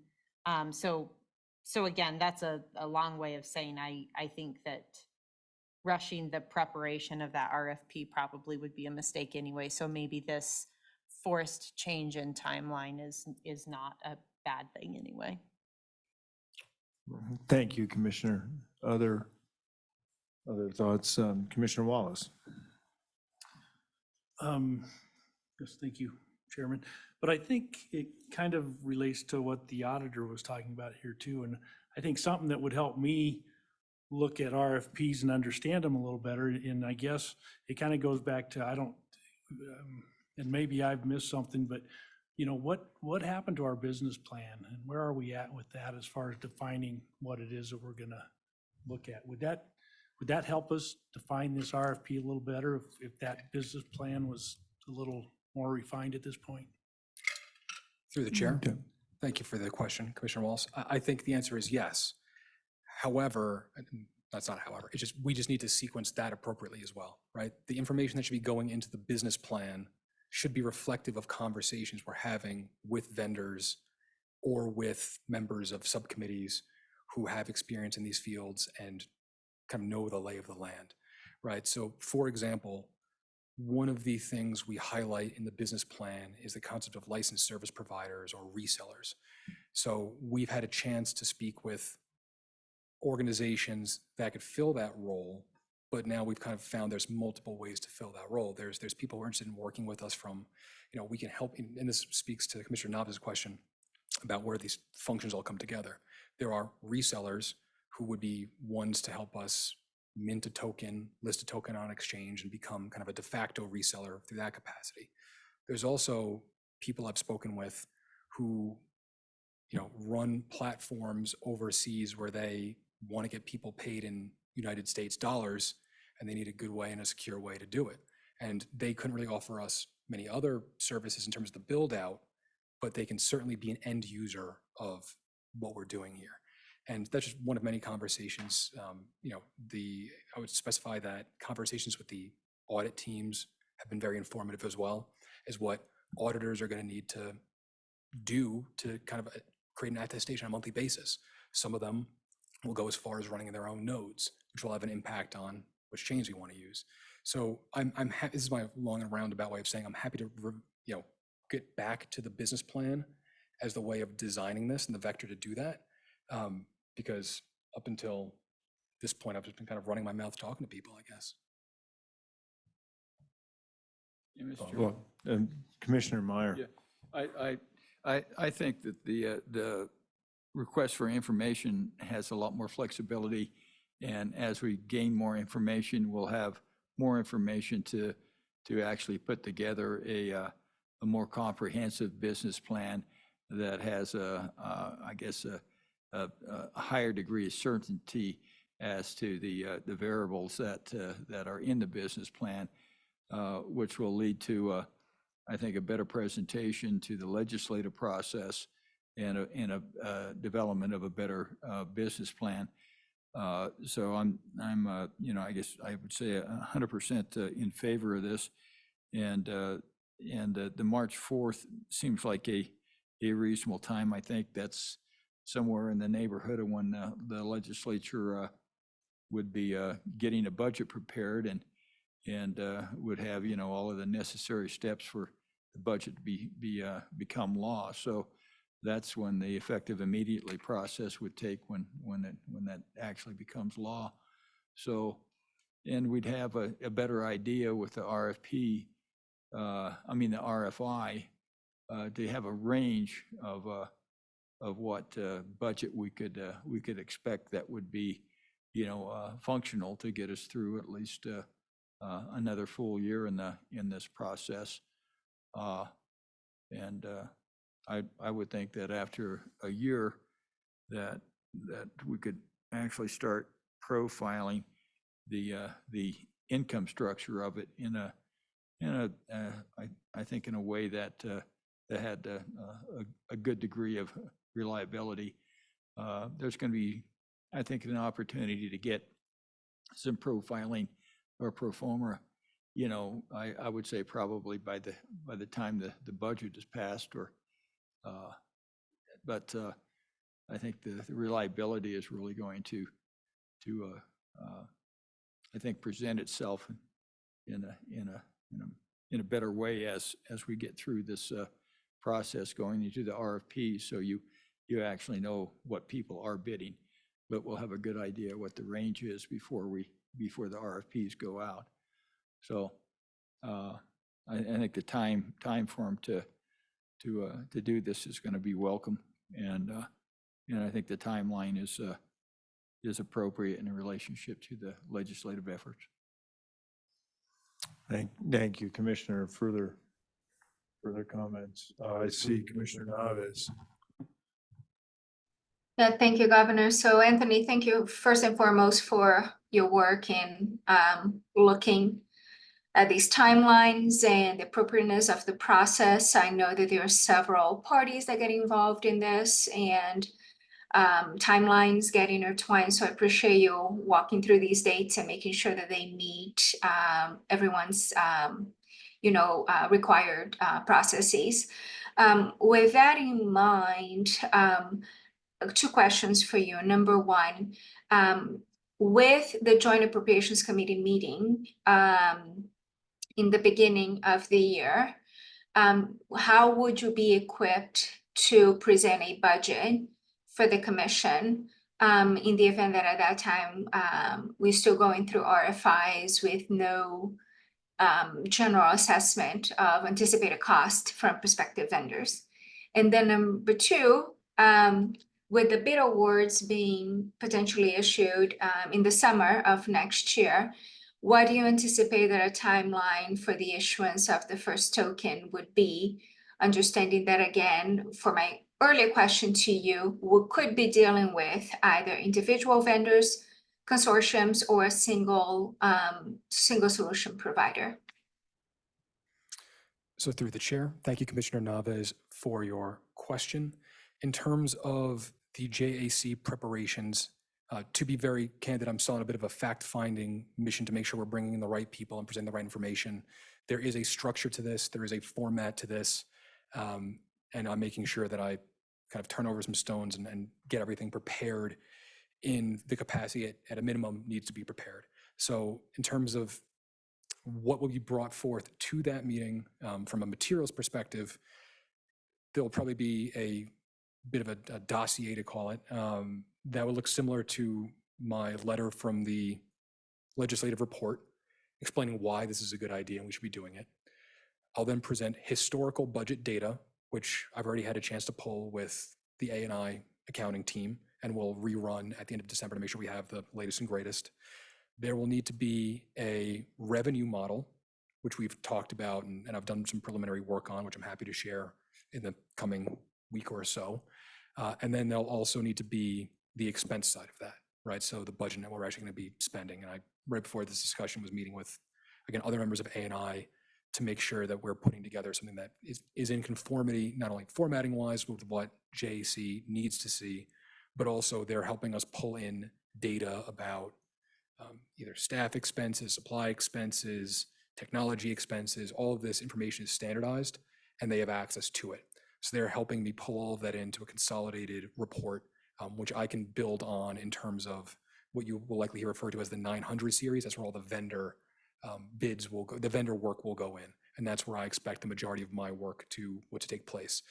In terms of how we come up with those numbers, because we will not have completed RFPs, it'll be a mathematical exercise where we take in some of the information that's been provided during the RFIs as a guide, because again, we did have some organizations present as consortia, which did give us budget information. So we have that. There's certainly follow-ups we could do. And there's a couple of ways you can start pegging numbers, whether that's reading 10Ks from the few public companies that are in this space, reading attestations from the companies that are in the space, the incumbents that are in the space, and creating a model with that information. I will also say PayPal and several with their PYUSD token and several of the other open source stable tokens that have recently started, like Mountain Protocol out of the Cayman Islands. They are very open with their growth numbers. I mentioned SocGen earlier, what they're doing with EUCRV. We can model our projections based on some of these new entrants into the market, because we will be a new entrant into the market. And that's how I'm thinking of framing all of that. I'll pause there. I could certainly answer the second question probably quicker, but I'll pause there if you've got to follow up on any of that. I did. Thank you for asking, Anthony. So understanding that anyone else who is issuing a stable token today is a private company, not a public entity like the commission, you will be assessing for costs and potential for revenue accordingly, right? Because the state may, as they enter into contracts with third parties, it has certain requirements to do so under the Constitution and certain state laws that we're going to need to be observed, where private parties may have a certain, broadness in doing certain things.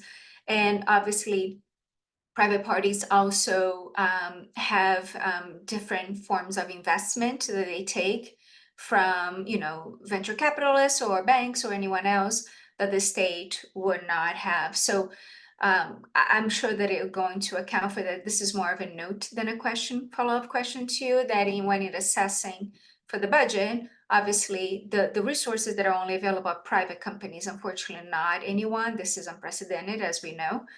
So we're going to have to account for that as we put those numbers together, because they're not going to be apples to apples.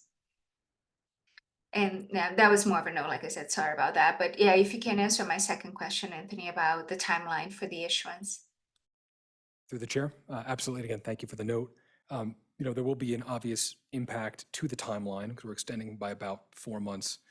That being said, I have a much greater degree of certainty that we're not going to have to build much internally or ourselves. I think with the strength of the many different teams that have come to the table, there's a lot of turnkey technology which we could be availing ourselves of. Now, I don't purport that it'll be one-to-one. I do think some features that are currently manifested in incumbent stable tokens, like the burn, freeze, and reissue features, they'll need to be there, even just simply for user experience purposes. They may need to look a little different by virtue of doing it as a state. There may be more interplay, as we talked about earlier, between how the technology and the legal works, and that might be partially policy-based, partly code-based. But I don't think, nothing about the movement of the timeline would preclude me from thinking we would be releasing a Wyoming stable token next year. So to that extent, I will go out and say, I think that's the conclusion I came to in my legislative report earlier this year, and I would stick to that timeline of getting this thing live by the end of next year with the full backing of it. Thank you, Anthony. I don't have any follow-up questions to that. Thank you. Thank you, Commissioner. Any others? If not, there are a couple things that I want to ask about. Anthony, you spoke a lot about sequencing and how this gives an opportunity to do sequencing. As we've discovered, you referred to chickens and the eggs. My concern is that we arrive at the finish line with both shoes on as quickly as we can. Do you see any challenges as we go forward? There are a lot of factors that we're contemplating, not only what particular chain we might look at, what particular vendor might be the right person. We've talked about how we store those assets. There's certainly work the Treasurer's working on to make sure that our community banks are invested somehow in this process. All of these things have bearing on the final product. Do you see that we can work with some expediency as we go through this? I mean, it feels like a lot of time, but it's not going to be that much time.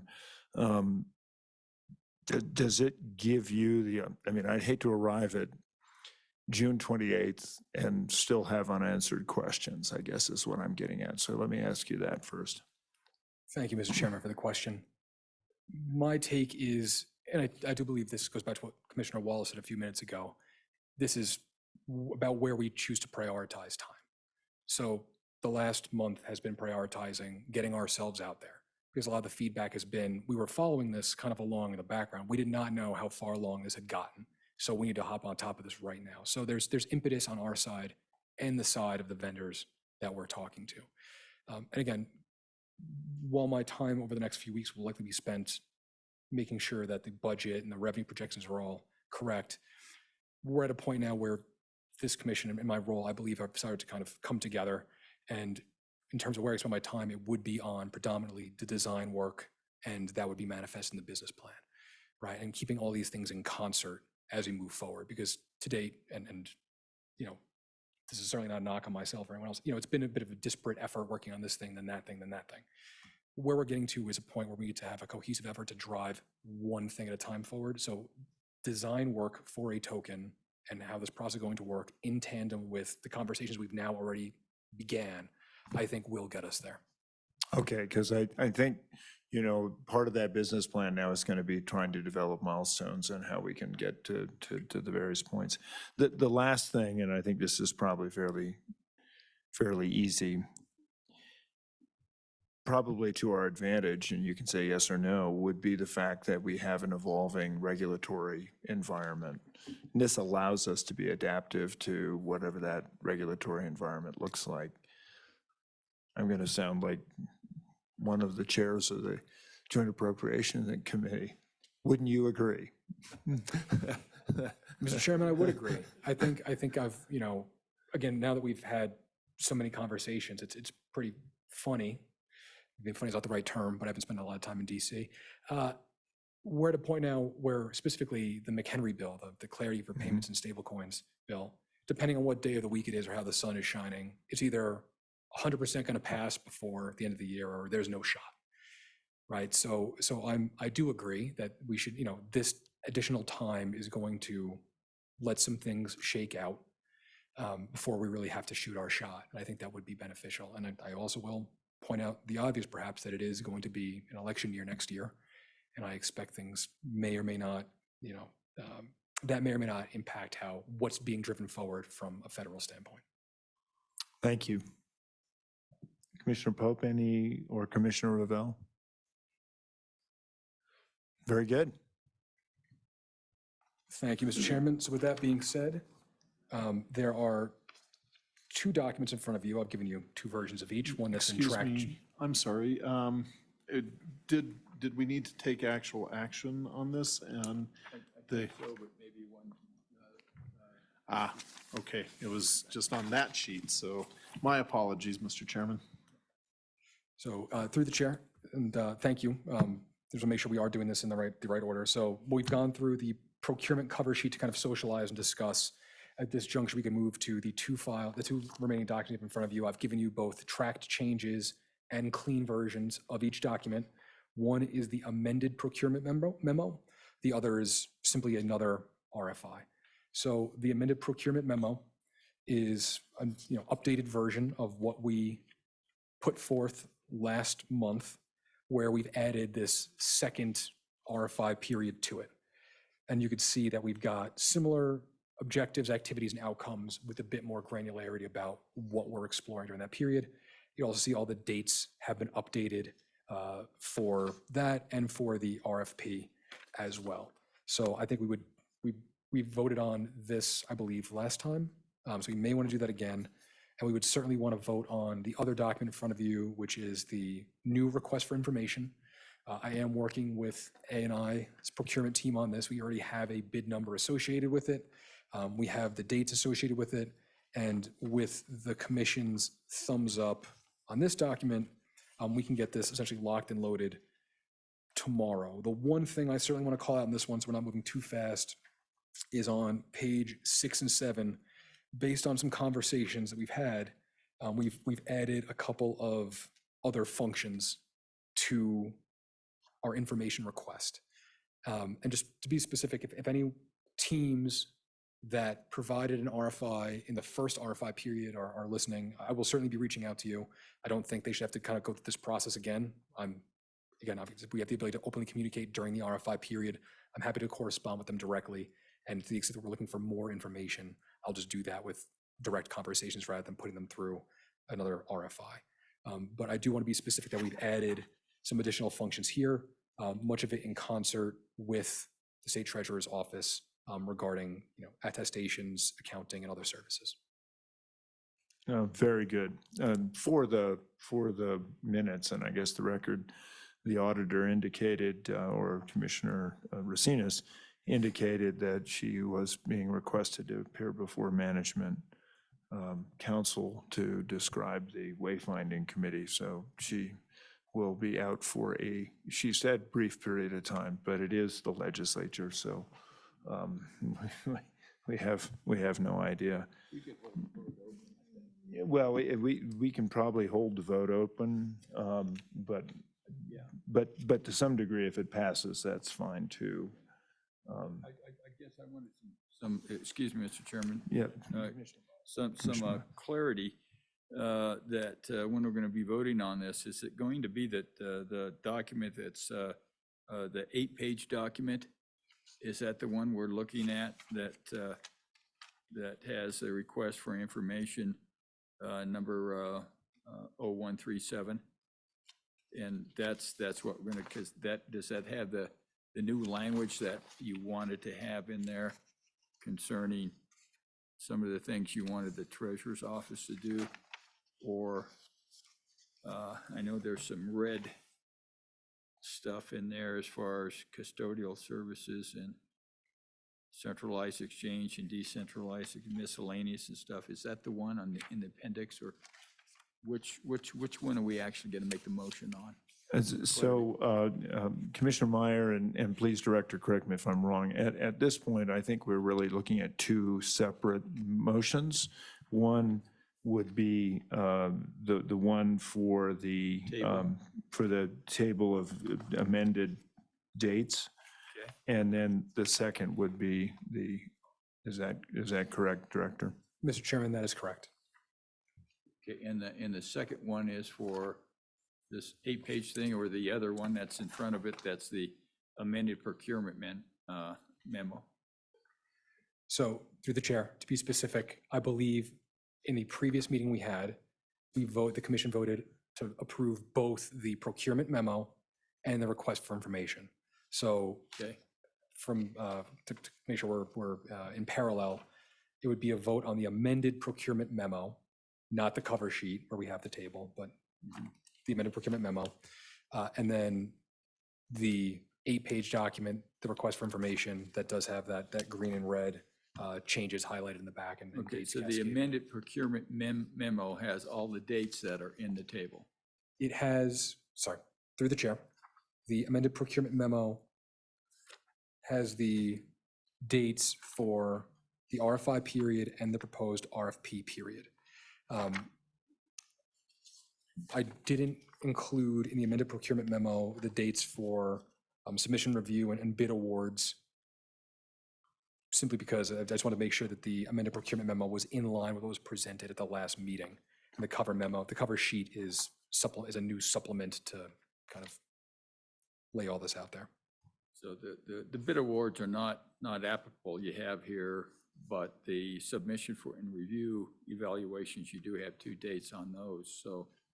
But you don't want to necessarily, because those May 11th and June 28th dates are not in the amended procurement memo. Through the chair, that is correct, Commissioner Meyer. Again, that is a bit of parallelism for the amended procurement memo. I intended to keep that strictly to the RFIs and RFPs because that's how we did it last time. If it We've got would, plenty of time to do the next one. We've got 2 or 3 months if we need to go back and put dates where we need to have the other. Mr. Chairman, that, and through the chair, Commissioner Meyer, that would be my understanding as well. We've got some time to kind of fill in some of the other pieces. The key dates we want to put out there because we're going to need to have them on other approved documents are the RFI and the RFP. Okay, Mr. Chairman, I think I got enough information that I could actually make a motion that I think would be appropriate. You too, yeah. Hearing no objection, I would entertain that motion. Okay, I would make an emotion, Mr. Chairman, to move the amended procurement memo, which requests a second request for information phase, and with the dates contained in the memo to extend that to March. It looks like 4th. You got March 5th, I got March 4th for 74 days. From December 22nd to March 4th, 2024 for 74 days. And the extension of the request for proposal from March 22nd to May 10th. Are those the correct dates? Through the chair, Commissioner Meyer, that would be correct. Okay, all right. So, you've heard the motion from Commissioner Meyer. Is there support for the motion? Commissioner Pope. Commissioner Wallace. I just wanted to point out a typo for the RFP of March 22nd, 2023. Yeah. Otherwise, I would second that motion. With Oh, that 2020. correction, Oh, if you're it's right, okay yeah. by the maker of the motion, You bet. Yeah, Let me then- make that little then- scratch and insert here. then I would recognize Commissioner Wallace's second and open the floor for discussion. Any discussion? Any discussion? Hearing none? All in favor signify by saying aye. Aye. Nays? Abstentions? We will, I don't know procedurally how we'll do this, but what we'll do is we'll find out what Commissioner Racinas might think about. I'm sure it's probably okay, but that the motion does carry, noticing one, not sure what the word is. Mr. Chairman, today's Absence. Yeah, There's absence, the there we word. I was coming up with something else. So, thank you. Yeah. Then, Mr. Chairman, I guess the other one you wanted me to do, the 1 through 8 page?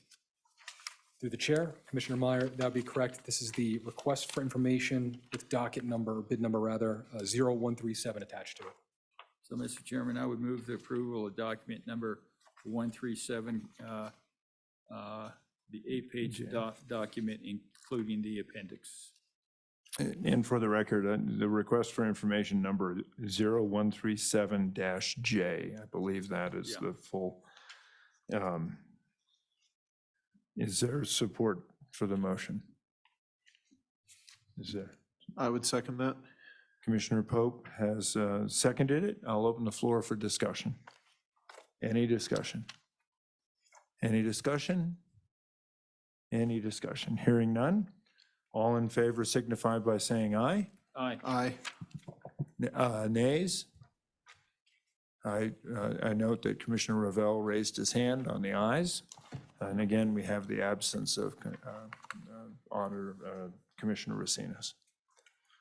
Those two motions pass. Thank you. Thank you, Commission. Thank you, Mr. Chairman. With that said, I think we could start winding down from my perspective. Really, I think we've talked about next steps on my side sufficiently, which again is going to be focused very much so on everything mathematical, budgetary, revenue models. It is unlikely we're going to have our next meeting between now and JAC. We'll meet shortly thereafter. So it is likely that I'll be reaching out perhaps on a one-on-one basis or as appropriate to the commission for their input and knowledge regarding how we should be thinking about this and making sure that I'm not making any logical leaps that perhaps I think would be wise, but the commission may have other takes. So we'll certainly be socializing that. And Mr. Chairman, I want to say that our office, through our COOs, got quite a little bit of background experience and has been working with Mr. Apollo. Enjoys that and he stands ready to continue the collaboration. Through the chair. Thank you, Commissioner Meyer, and thank you for availing your team. It's been incredibly helpful for some of these conversations because I'm only one man with one mouth. So when there's a lot of conversations to be had, it's good to have backup some time, although I think everyone on the commission knows I can speak quite a bit. So no surprises there. Director, thank you. Thank you very much. And I concur. Yeah, you know, for the members of the commission, as we move forward, there may be a need for commission members to help address the budget issue as we go through joint appropriations.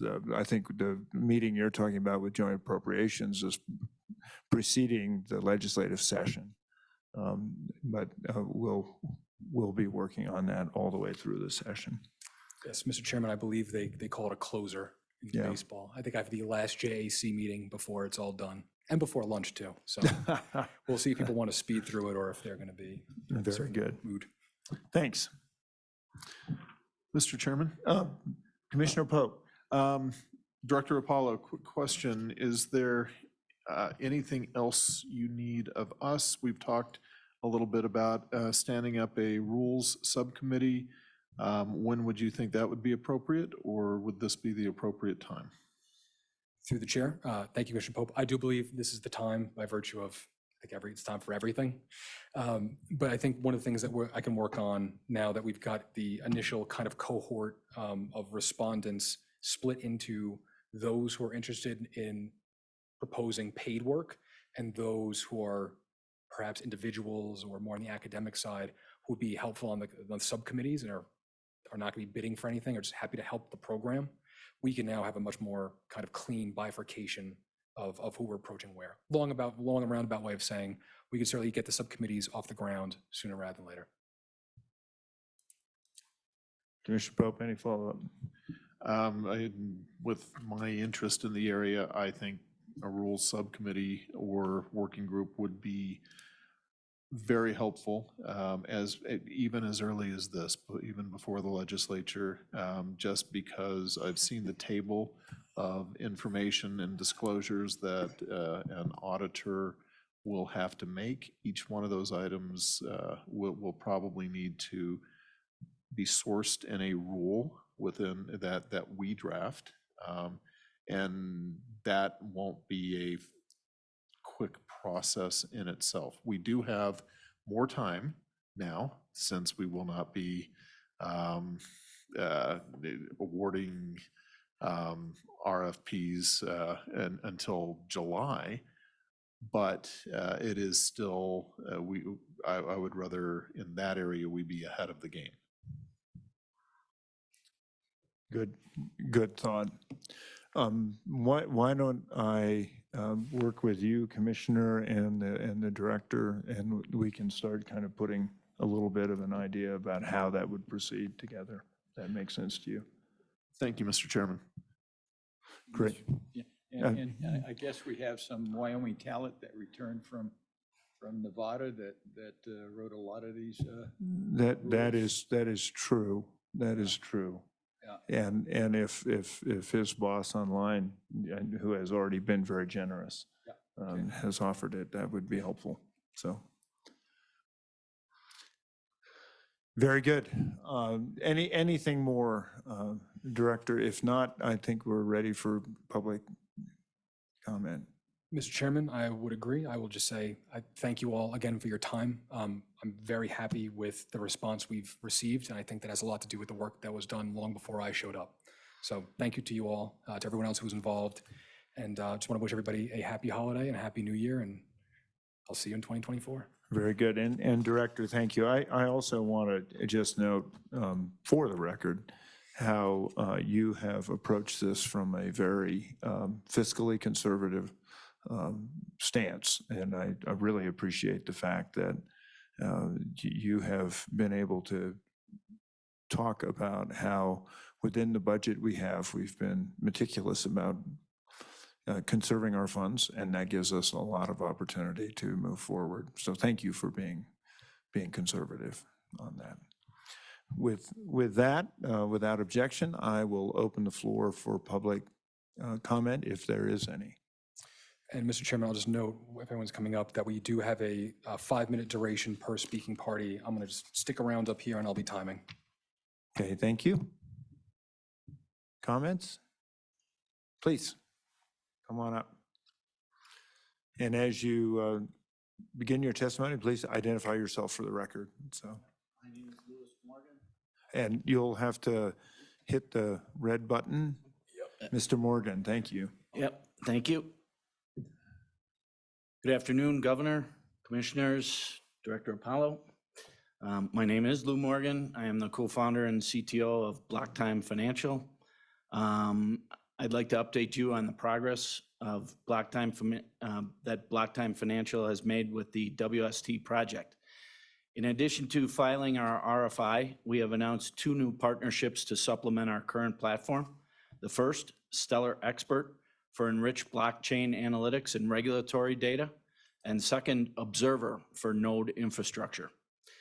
These are in addition to our existing partners, Virtual Strongbox for off-chain secure storage, and a leading firm for cybersecurity. Last but not least, we have been offered the full technical assistance from the Stellar Development Foundation, the SDF, for any implementation needs. We have deployed a website dedicated to the project and updated it with our latest developments. It can be found at dev.blocktimefinancial.com/WY stable token. In regards to Director Apollo's opening remarks, I apologize if any of our previous testing or website has been deemed part of the official state effort. I will place additional disclaimers on our work as soon as possible. Apologize.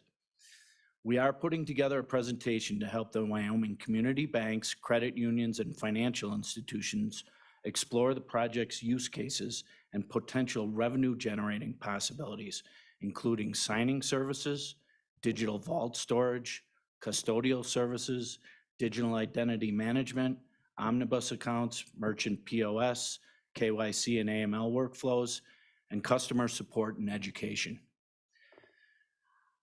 We believe that the Stellar Network continues to be an excellent choice for a multi-chain WST solution with its 5-second block confirmations and extremely low-cost transaction fees. Because of its consensus algorithm, it is not subject to a 51% hack, and transmission validating nodes can be selected. The SDF continues to pursue a good relationship with regulators, having full-time personnel in DC. The SDF provides goodwill worldwide with its Stellar Aid Assist project in conjunction with the United Nations.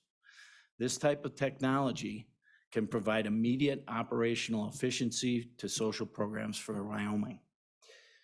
We continue to offer our assistance to the STC, any assistance that the STC may need, and look forward to responding to the next RFI and RFP when they become available.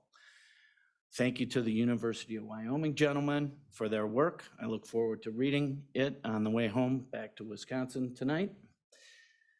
Merry Christmas, happy holidays. Thank you for your time. Be happy to answer any questions. Thank you, Mr. Morgan. Appreciate you coming here and appreciate the update. Let me open it up if there are questions. Are there questions? Well, thank you for your participation and the effort, and we look forward to having more opportunity to discuss this really exciting opportunity with you. Thank you. We're very excited about the project. Thank you. Is there further public comment? Further public comment? Last time. Mr. Chairman, we may have a few online. Okay. I think I'm looking at different things perhaps on my end than Brian, what you might be seeing, but from my end, I can see two questions. One is from Chris Cameron. I'll read these out because I do believe that's proper policy as written. Is there a plan to include integration with decentralized finance, DeFi? If so, will that be tackled in this launch or likely to be in subsequent rounds of RFPs? I'm happy to answer that. Please. So that goes back to what I was saying earlier in response to Commissioner Wallace's question about the business plan and how we're going to roll this out. I do believe that DeFi platforms will be one of our resellers at the end of the day, provided, again, we're able to figure out compliance at the code level. It's going to be difficult for us to use DeFi platforms as any kind of initial launch pad for Wyoming stable token, which will likely need some, on paper compliance. Again, unclear what that looks like, but going from Wyoming issues a token to being on a decentralized network with no owners is probably a big lift and shift to do in one step. So I think DeFi will be a very necessary part of what we're doing in due time. It's just not going to be the first thing that we do out the gate. Thank you. And there's a second question online. I think the question is for the director from Kerry. Everything on a computer can be hacked, erased, and changed. How can even whitelisted users and their info be trusted? I believe that's in response to what Mr. Redboard was saying earlier regarding, again, I'm happy to answer. Sure. How TRM Labs assesses different wallets and what they're doing. He used the term blacklist. That's how essentially OFAC designates the bad guys, right? You have this wallet, we're going to blacklist it. You should not be able to send transactions to these wallets, but all other wallets until further notice are fine. A whitelist is essentially building your list of users up from the ground up, right? So we issue a Wyoming stable token. First address is going to be Anthony. We put mine in. I get, KYC, AML, how is it going to look? That's how you build a whitelist. You go from 0 to 1 to beyond. I think, I think the general concern is about hacking, of course, right? That's a concern. Cybersecurity is a concern at every single level of everything we do. And not only even for ourselves, it's at the end user too. How are we going to accommodate their utilization of a Wyoming stable token when it's completely out of our hands to make sure they can't send it to a 0x0 address or to a illicit user? So, there's risks everywhere, but that's why it behooves us to take our time and map all this out in candidly a very public forum, because there's no shortage of cybersecurity experts who will tell you you're doing things wrong when they think you're doing things wrong. And for those public members, OFAC would stand for the Office of Foreign Asset Control. Right. Thank you.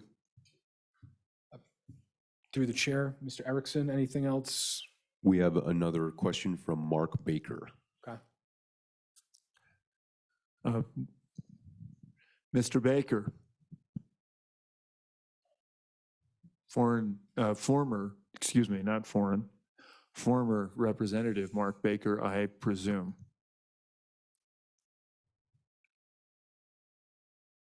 And the floor is yours, sir, although we don't hear you. Mr. Chairman, I can see on my screen that he is connecting to audio, so he might be having difficulties. Mark, can you hear? Can you try to speak?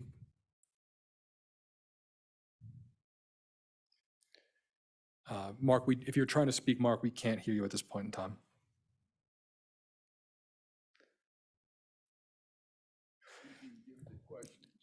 If you could do the question in chat, that would be great. Through the chair, Brian, are there any other questions that are either in text or? There is a follow-up from Chris Cameron. He says, just to follow up, I meant more along the lines of winning integrations, such as getting protocols to accept the token as collateral. So I think through the chair, I think generally that speaks to, again, being a reseller of the token, right? It's out there and it could be used rather than having a DeFi platform respond to an RFP. That goes, I'd be interested to see if they do. There's nothing precluding them from responding. To be clear, everyone can respond to an RFP. But it goes back to Commissioner Navis's good point from a couple sessions ago where you can't exactly RFP a decentralized entity with no owner and be kind of like trying to send an RFP to Ethereum, which you can't really do. So by all means, if there's conversations to be had, let's have them, but I'm just not sure how that would work out. The last question online is from MCW. It says, will the WST eventually lead to the ESG scores for the citizens of Wyoming? That would be part of the rulemaking, and my sense would be it would not have, at least while I have anything to do with it, it will not have ESG scores at all. If I may, Mr. Chairman, that sounds like another policy we'd have to write, and that seems like a lot of work. So perhaps not. And I think the good treasurer would support, and I would support him on the no ESG. Yeah, the problem we run into that is whether or not someone else might rank us as an ESG negative because we have coal in our state, so those are all about things that other people can do to us, but I agree with the governor that everything that we do with this is going to be, for the people using the coin. And to your point, I think that the privacy that should be associated with it and these non-fiduciary things that have nothing to do with the value of the coin should not be used to interpret its value. One more question? One more question from Carrie. Why has such a momentous and game-changing decision for Wyoming to create and use its own cryptocurrency not been put to voters to decide? If the governor really wants us to trust this technology, he will ensure it's all explained to our satisfaction in public town hall meetings and such, not buried in endless documents and in computer speak. Put it to us to vote on and abide by our decision. So thank you very much for the question. This was a task that was given to us by the legislature. And so we're simply doing what the executive branch does, which is to execute it in full view of the public of Wyoming.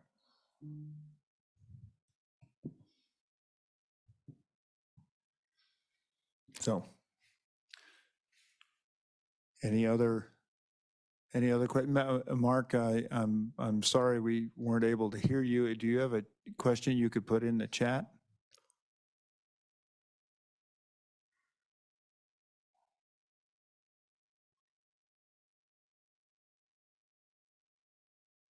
I do see that Mark has joined by phone. If you want to try speaking again, Mark, please do so. Okay, can you hear me now? We can. Oh, great. I'm so sorry, Mr. Governor and Chairman and Commissioner, Director. I appreciate the opportunity and I apologize for the technical difficulties. I just wanted to provide a couple quick comments related to the discussion today. One is that the PayPal stable token, there was discussion about wiping and burning. The PayPal stable token has included in their implementation contract basically two steps, a function to freeze, which freezes the asset from being transferred, and then another function which wipes the asset and burns it. So that is basically in their code. It's with their comments, only about 40 lines of code. And it's a pretty simple function because of the programming language. And that's one of the second point that I wanted to just touch on. Governor, you had mentioned the programming language. I think that's a very critical key component moving forward because of the interoperability. All of the layer 2s and Ethereum are used and utilize Solidity, and it creates an interoperability within the different ecosystems that is very, it's something that's smooth because of those programming languages. For example, PayPal, their contract is a Solidity language contract. And so when they implement these functions, it's based on the Solidity programming language. So I think moving forward, when the state of Wyoming moves forward, it's important understanding that affordability and support in the future is going to be key because there's going to be a need for support in the future as the technology increases and moves forward. And with those programming languages, the main programming language I think that's out there is Solidity. And I just wanted to make that pitch there. And I want two more points here. With the blockchain analysis report, that's a great report. I do think that there's one piece of information that could be missing that could provide great detail to the commission moving forward, and that's the number of transactions per day. If there's an amendment to be made to that report, that would be great to be included because the daily active users and the volume create a small picture, but with the number of transactions per day, I think you can gather a lot more information, for example, just the size of transactions that happen, because sometimes the volume can be skewed by large transactions. So that piece of information would be nice to have in the future moving forward, making decisions. The last point I want to make that I've made to a couple of the members of the commission before, but I haven't been able to verify, is that the SEC, I believe, has a 5-year statute of limitations on designating these assets as securities. I'm not sure if that's correct, but that's my understanding. So moving forward, if you keep that in mind, some of these assets on the different blockchains may never be designated as a security. So thanks for the opportunity. Again, I appreciate the opportunity to comment and appreciate you guys keeping Wyoming in the forefront on this. Thank you, Mark. Good to hear from you, and thanks for your comments. Any further comments? If there are none, members of the commission, I would entertain a motion to adjourn. So moved. Thank you, Commissioner Pope. Is there a second? It's been seconded by Commissioner Wallace. All in favor signify by saying aye. Aye. Nays? We are adjourned. Thank you, Director. And Merry Christmas and Happy New Year to everyone. Thanks for being here.